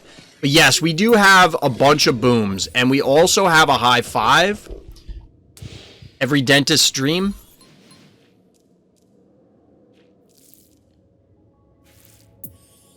So our hero here is going to have to play somewhat defensively.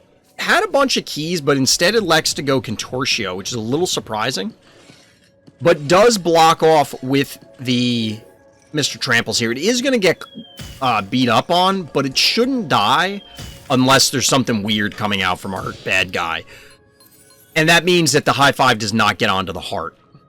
Honestly, I would have been okay with probably just body blocking with this. But what they're setting up here is so that they can walk away with Tramples and then do the same block play that we saw in the north.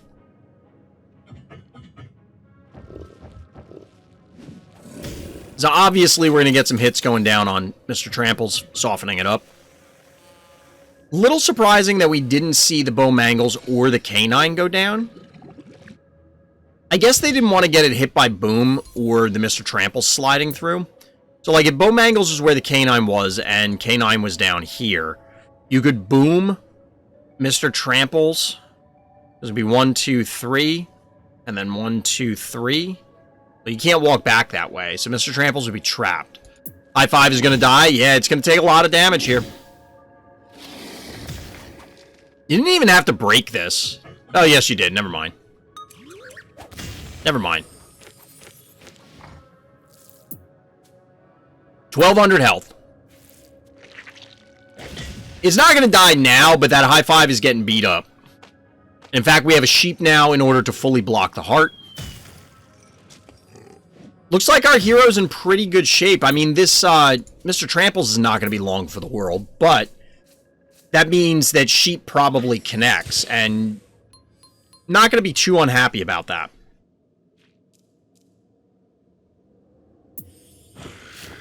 Oh, wow. We get we get Cerberus to back up. Whoa. Does that full heal it? That's a pretty significant heal. Wait. What? Oh, it's level... At level 6, it has over 3k base health? Wow. Wow.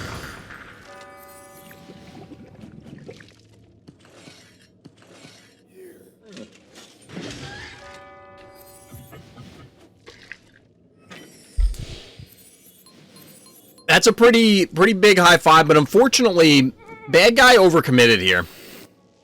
You're going to get an excellent sheep hit here. Mr. Trample's play. That was kind of... Oh, you wanted to hit this? Alright, that's fair. Because you should be able to jar this. Yep, 9 health.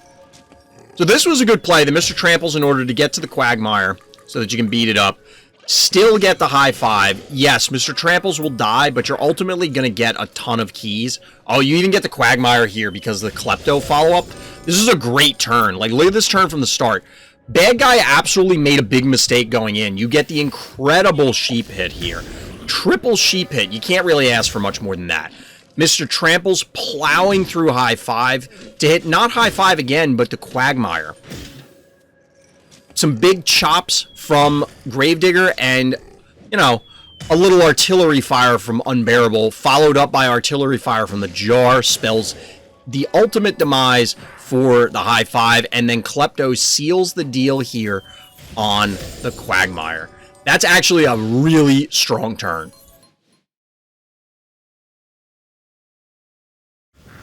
So in the meantime, bad guy now has to find a way to recover from this, and realistically, I'm not sure how they do that. Cerberus wasn't even in range to hit the sheep, who is, oh, by the way, still alive. The only thing really in bad guy's favor is they do have a panic point advantage, but that's not going to last very long. Sheep can't put the really nasty poison onto Cerberus, but that doesn't really matter. It's really not going to make too much of a difference here.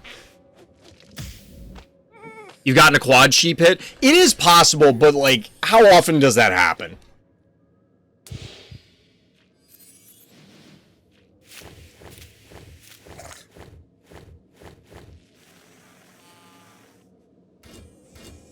I guess Cerberus is going to do what Cerberus is going to do. It's going to try and get on the heart. This poison is mostly irrelevant, but this is the only way that bad guy wins at this stage. They have to go for it. Erratic isn't really the follow-up you want. Wait, did this Bowmangles attack? Oh no, it moved it. Why did it only move one space? The Bowmangles should have been up one more.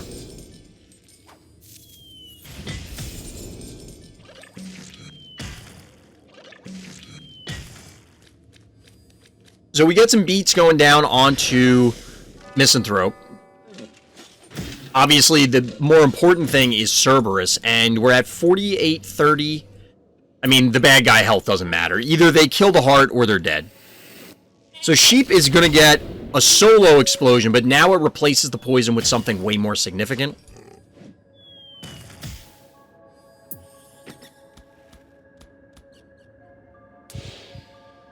Could have rotated the jar down, right? I mean, jar where Cassowary is can actually hit it. But then Cassowary is in an awkward spot. You could have swung it to the bottom, but... Kaboom goes off. It does kill the sheep thanks to the boop. But that's not going to be good enough. That is not, in fact, good enough. 83 health on this Cerberus. And I think we can see how this game is going to end. I think this ultimately came down to just multiple mistakes by bad guy. That was a pretty impressive turn, but realistically, I think bad guy kind of handed this game away.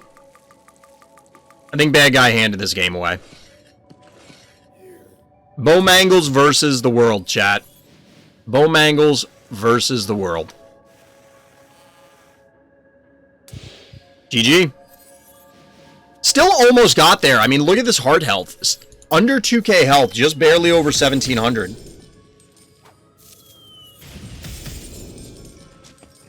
Moai is a very strange map. I mentioned it before, but I'm souring on it very, very quickly. But well played, GG. GG. Alright, chat, I'm going to take a quick break. Alright, chat, we're back. I realized I didn't... I gotta hide this so I can get the appropriate border back. So yeah, we're gonna do a couple more game reviews. Might call it a night early, not like super early, but a little bit early because I don't know. I think I'm just tired, and my sinuses are messing up my spreadsheet. My sinuses are starting to bother me, chat. I can tell you one thing: I'm gonna sleep well tonight. Because I am beat. It's been a very, very long streaming weekend. And next weekend is Fright Night. So if you're here in chat, by the time this goes live on YouTube, this will be well past. But it'll probably be time for the next Fright Night. Hit up the Random Thoughts Discord, !Discord, or in the video description, talk Phobies, and of course, sign up for Fright Night. There are actual prizes this time. We're getting support from the devs, and the prizes are pretty significant. They're pretty significant. Vlad's replay with Sasquatch is up. All right, let's take a peek. I don't really remember how to spell Vladimir's name. I think like this? Nope. There's a J in there, isn't it? There we go.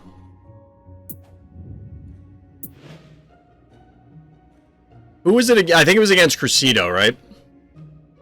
Or it's Crucido? Okay. Muffin plus Octonauty is definitely my best pack opening day since I pulled Stabby and Blasto from my Dreadful. It's pretty good, DT. That's pretty good. So I will have to update the Phobie Finder bot off stream. But we'll get some screenshots while we're doing this. We're just going to skip until we can find it. What's funny is Vlad didn't rush it because they could have gotten it out much earlier. There it is, chat. This is the new Phobies. See the spawn animation? Alright. Good point. It's just a plain Phobie. The walk animation is kind of funny. But no special spawn animation. Alright, let's take a look at this. I'm gonna take a screenshot real quick, chat, so I can add it to the bot later.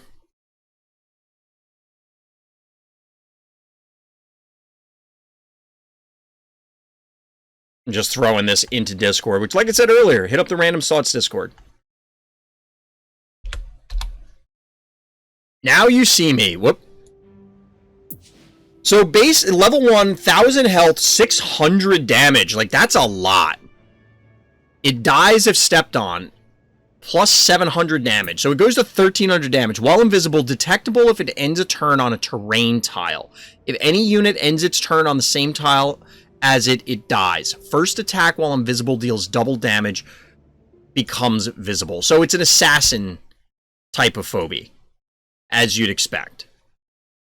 Is this worth it? I'm not sure. I'm not really sure. See when he goes invisible? Yep, we're going to let it play out so we can see what it does.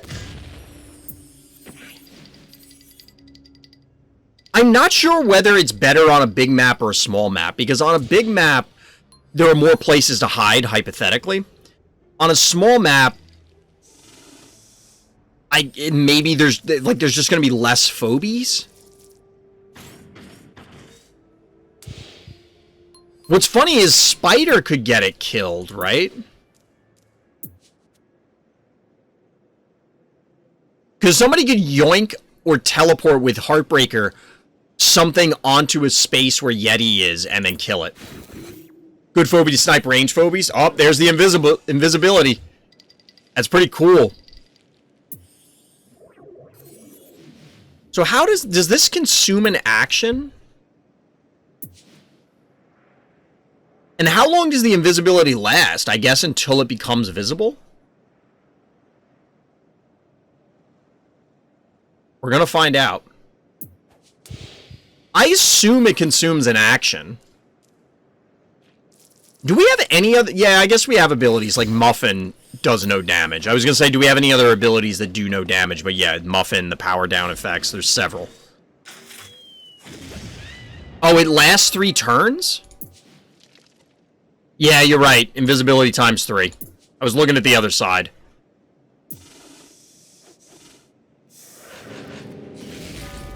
Oh, no. That's awful. Honestly, this game was probably just to show off the Yeti, but this is still pretty cool.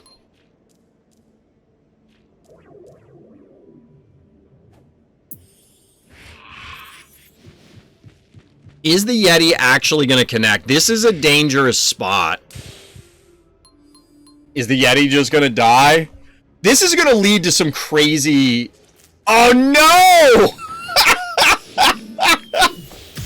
Oh, no. Not like this.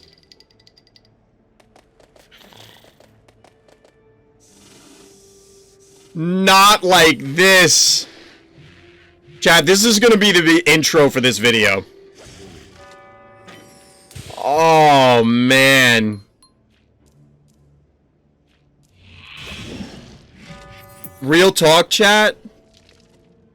If I was Vladimir, I would be so tilted.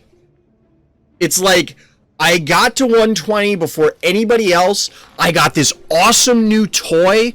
I want to show it off. And then this dickhead AWOL just steps on you and it dies. Oh, man. I would be so mad. Yeah, that's exactly it, Onda. I would love to see the attack animation, too. So here's a question.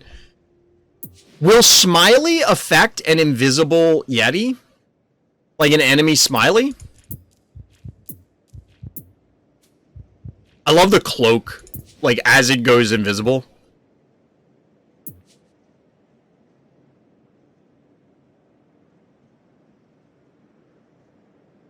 Like, I don't know if it becomes undetectable.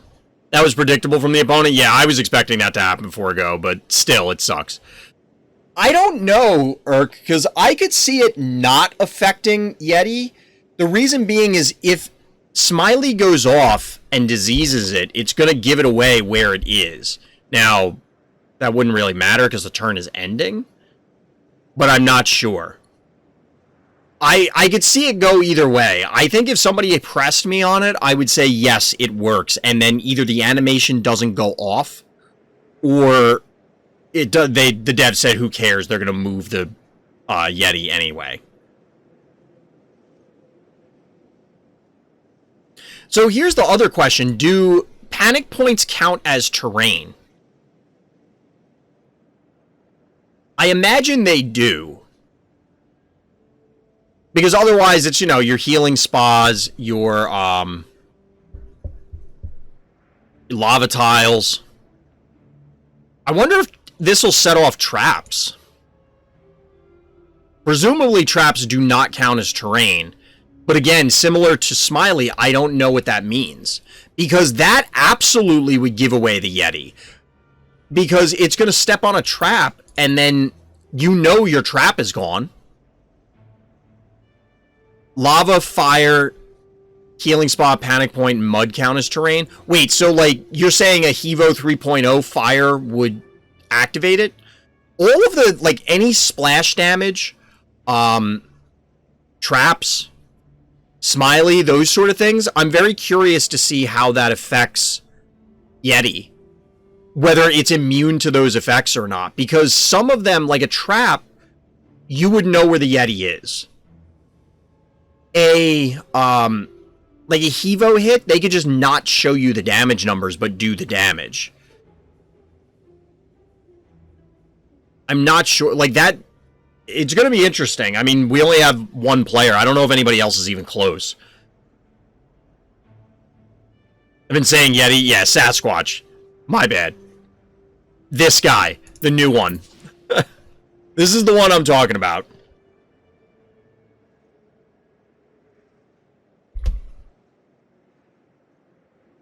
Would be interesting if Doom Doom could see it, but I doubt it. How is Doom Doom worded? I'm assuming it literally says traps. I think Doom Doom literally says traps. Doom Doom costs 5. Yeah. Reveals enemy traps. Yep. As opposed to revealing invisible things. Evo Fire only shows up if it hits something? Yes, but how will it show you if it hits an invisible Sasquatch? Because I could see it not showing it. Or I could see it showing it. Like, again, going back to the earlier examples, it just depends on what the devs want to do. It could be that the Sasquatch is completely undetectable. Or it might, like, that increases value. Things like Noxious might... Like, honestly, is Yeti bad? If, say, Noxious, Hevo 3.0, Minotaur, insert other AoE thing. If they reveal where the Yeti is, that immediately drops its stock, right? Now, the other player can play around it, but that doesn't mean that you're always going to have that option.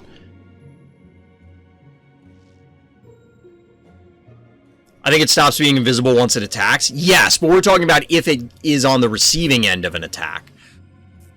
If it would presumably maintain invisibility, but if your opponent sees extra damage pop up on an empty tile, that means, hey, go move a guy and kill that for free. Be kind of scary if we forgot there's a Sasquatch. Like, you zone into the game, it's like, oh, they only have 4 phobies. You're definitely going to... When everybody gets Sasquatch, you're absolutely going to catch people in async. It's going to be like traps, because you're going to zone in, be doing your async turns, and be like, well, why do they only have 4 phobies or 6 phobies? Like, oh, I guess they just don't have any. All right.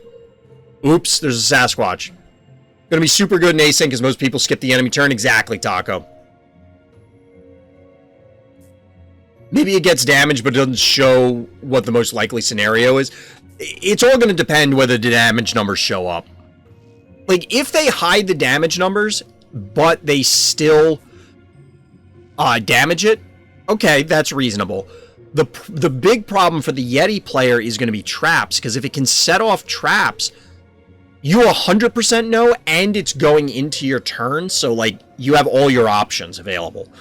Like, you could undo stuff mid-turn if you realize it, but if you realize it too late, okay, you're toast. Arena we're talking here, obviously.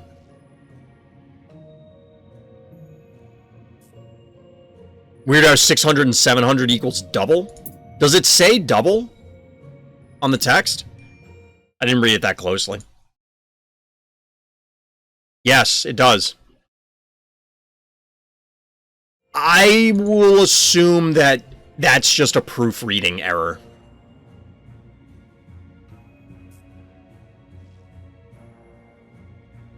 Yeah, that's what I'm expecting, Urk. I kind of expect it to get damaged. It's just a question of, does it show the damage? Traps, there's nothing you can do about, because obviously the trap goes off. But for AoE stuff, the game doesn't have to show the other player. So I'm curious to see whether that is the case, because that will make a big difference. This is another phobie that's going to be...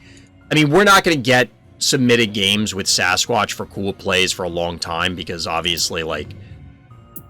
I mean, I'm level 53. I'll be higher than that when I upgrade everything, but... I'm not even halfway.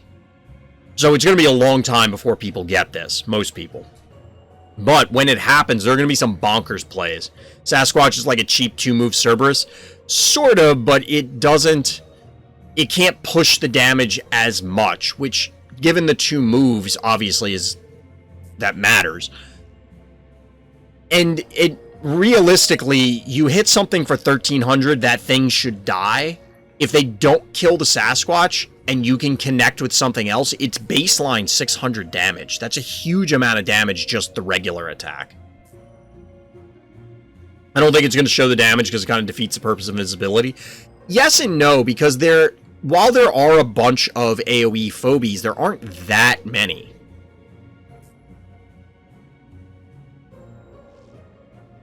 Yeah, exactly. You can't let that thing live. I don't have it up on screen, but this thing is 1,000 health at level 1. That is super low. It's gonna go in, assassinate something, and then die. If you, as the other player, allow it to live, something horrendous has happened. Something heinous has happened. Alright, chat, we can keep talking about Sasquatch, but we're going to get in one last game review for the evening and then probably wrap up after that.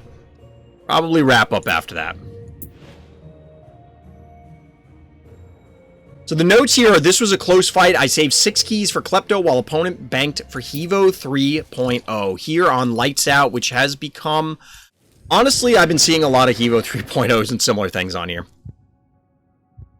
It'll die too if we accidentally put obstacles. Yeah. It's going to be a challenge. Like, it's much more difficult to get that Sasquatch in position than you might think. With the help from visible phobies, it can one-shot anything or maybe snipe your heart and you don't even know where it is. Yeah, it is scary, but that's why I'm curious where it's going to get used the most. But our hero here is in the orange trunks, zoning into Lights Out. We get our somewhat standard openers with the Gravediggers, but a little variation in this block is broken instead of the top by the bad guy and a baby snaky follow-up. Plus, we have a Jill. I get it. It's still a little weird. But we get a follow-up Venus, which is something that I actually want to try and utilize more myself on this map and in other maps. We got a bunch of upgrades from the pack opening tonight, which you can check out that video if you're watching this on YouTube. Just look at the playlist. You'll find it. So the Jill obviously is not going to be going in. The big problem is it has to full retreat in order to allow the Venus to get up here, which is probably the priority. Or it can double hit. I imagine a trap went down. We can't see it, but I'm assuming it can die if Gravedigger or Mount Crushmore put their walls on the spot. Yeah, it has to. There's no way. We have a jump scare phobie now? That's actually true, Honda. Sasquatch plus Gonzo? No, you gotta live the dream. Look, if you're gonna live the dream, you need to have Sasquatch and Scritch. and Gonzo, and then just be like, I'll annihilate your heart. Oh my god. Imagine what, because I'm 90% sure Vlad has Gonzo and Scritch. What level are they?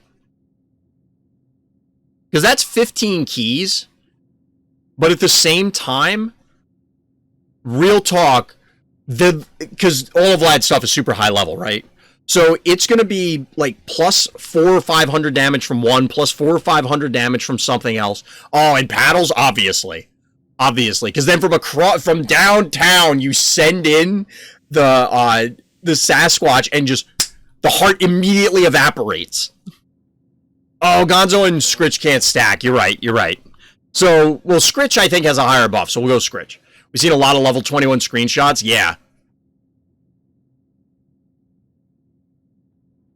That actually sounds super scary. Hilarious, but scary. Those are the sort of plays I'm talking about when people unlock Sasquatch, that we'll get a lot of those. But anyway. So we get a block here, locking out the Venus, which is actually a good play, like a really strong play. But Venus can push a lot of damage. We get a Klepto, which is going to help soften up the undead army that's mounting over here. Yeah, so stim. So you need to do it on, like, Billy's room, because that's a stim right next to the heart. We saw a lot of misanthrope plays there. Now it's going to be plays with Sasquatch. Next year we'll have some crazy highlights. Yeah. I'm hoping that the Phobies devs do, like, a double XP weekend or something for Halloween or something. Or just in general. Let people catch up. Alright, so the invading Gravedigger goes down. Big shock there, like that was going to happen. The baby Snakey going in is a little surprising, though. Oh, the trap went there. Oh no, that's why they didn't attack. They only attacked once last turn. So bad guy should have known, because I thought I saw that. And then I was talking about Sasquatch, so I kind of lost track. But this is going to lead to a dead baby Snakey. And a repositioned Klepto.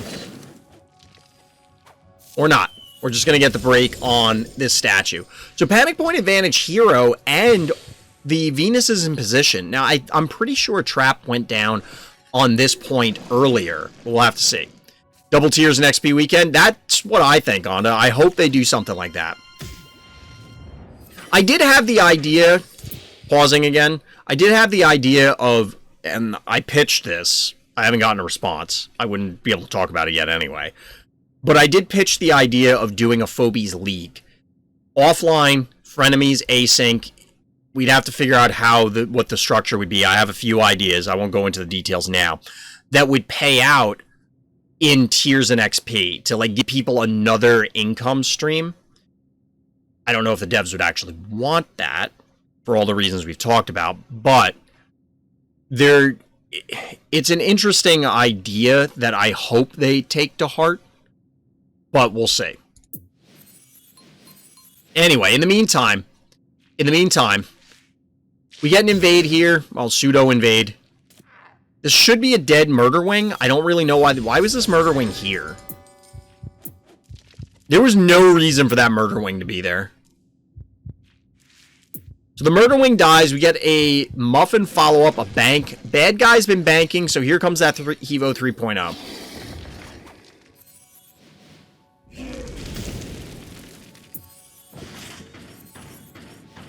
So the Evo's going to get some good splash here. It's hitting 2 relevant Phobies. Does overwrite the fire. I don't know if the sequencing matters here, but we don't see a dead Venus yet.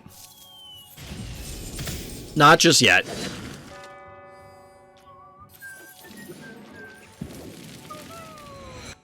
Get the heal here on... Ooh, okay, it's going on Klepto. Fair. Makes sense because it's going to stand in the fire. And here's the problem for bad guy.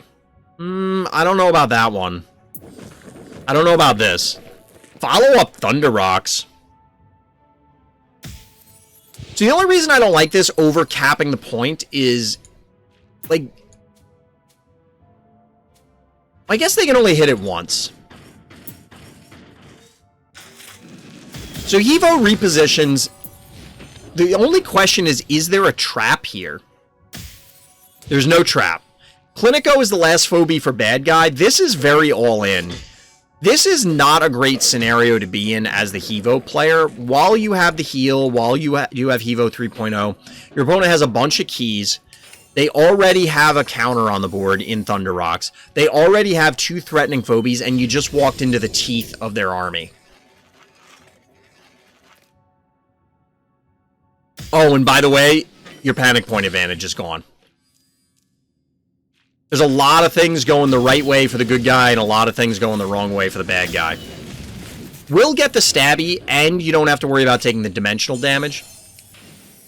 The positioning on Clinico here is to avoid the Thunder Rocks, because the Clinico is going to have to stay alive in order to preserve this, but realistically, like, you're going to have to kill the Thunder Rocks first before the Klepto, and you might not even be able to do that. Without dying, that is.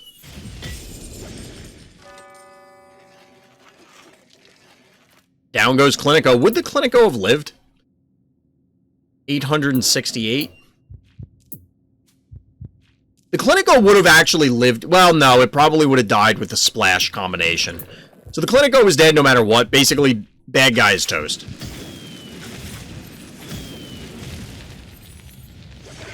Putting in all the effort they can, but it's not going to be enough. That is a Thunder Rocks. It's getting 2 clean hits on that Hevo. Only need 1. GG, well played. GG, well played. This is a great example of, and I've talked about it before, where people lean on these big phobies, understandably, to try and control the game, take over the game for them. But when you're in that sort of position, those 9 keys, you hemorrhage too much board position, and there's just no way for it to pull you back. There's too many things to fight through. Your opponent would have to bunch everything multiple turns in a row and somehow not kill Hevo in the process for you to really stand much of a chance. So, GG and well played, although I still hate that map. Still hate that map. But if you made it this far, hit that like and subscribe button. I need them. I'm trying to get to 1,000 subscribers. Come by the live stream, RTChompGG, over on Twitch. And make sure you're watching. If you skipped over the game breakdowns, there are discussions that I mix in to all of them, which I really should put in the aftermath sections. But just throwing it out there. I'm making it a point to bring that up because I want to see how many people... Let me know down in the comments how many of you actually watch game reviews that are not yours. Just out of curiosity. Maybe let me know in the Discord. Down in the description too. But anyway, chat. That's going to do it for tonight. We'll be back tomorrow. Going to be variety night. We're going to play Cult of the Lamb. We'll see if we can actually finish Cult of the Lamb. See how many of you chatters out there that are cultists are betraying me, because there's a few of you. And we'll see whether we end up feeding some of the cultists to the other cultists. That may or may not happen. We'll see how it goes. But for now, everybody, thank you for listening. Thank you for watching. And Black Lives Matter.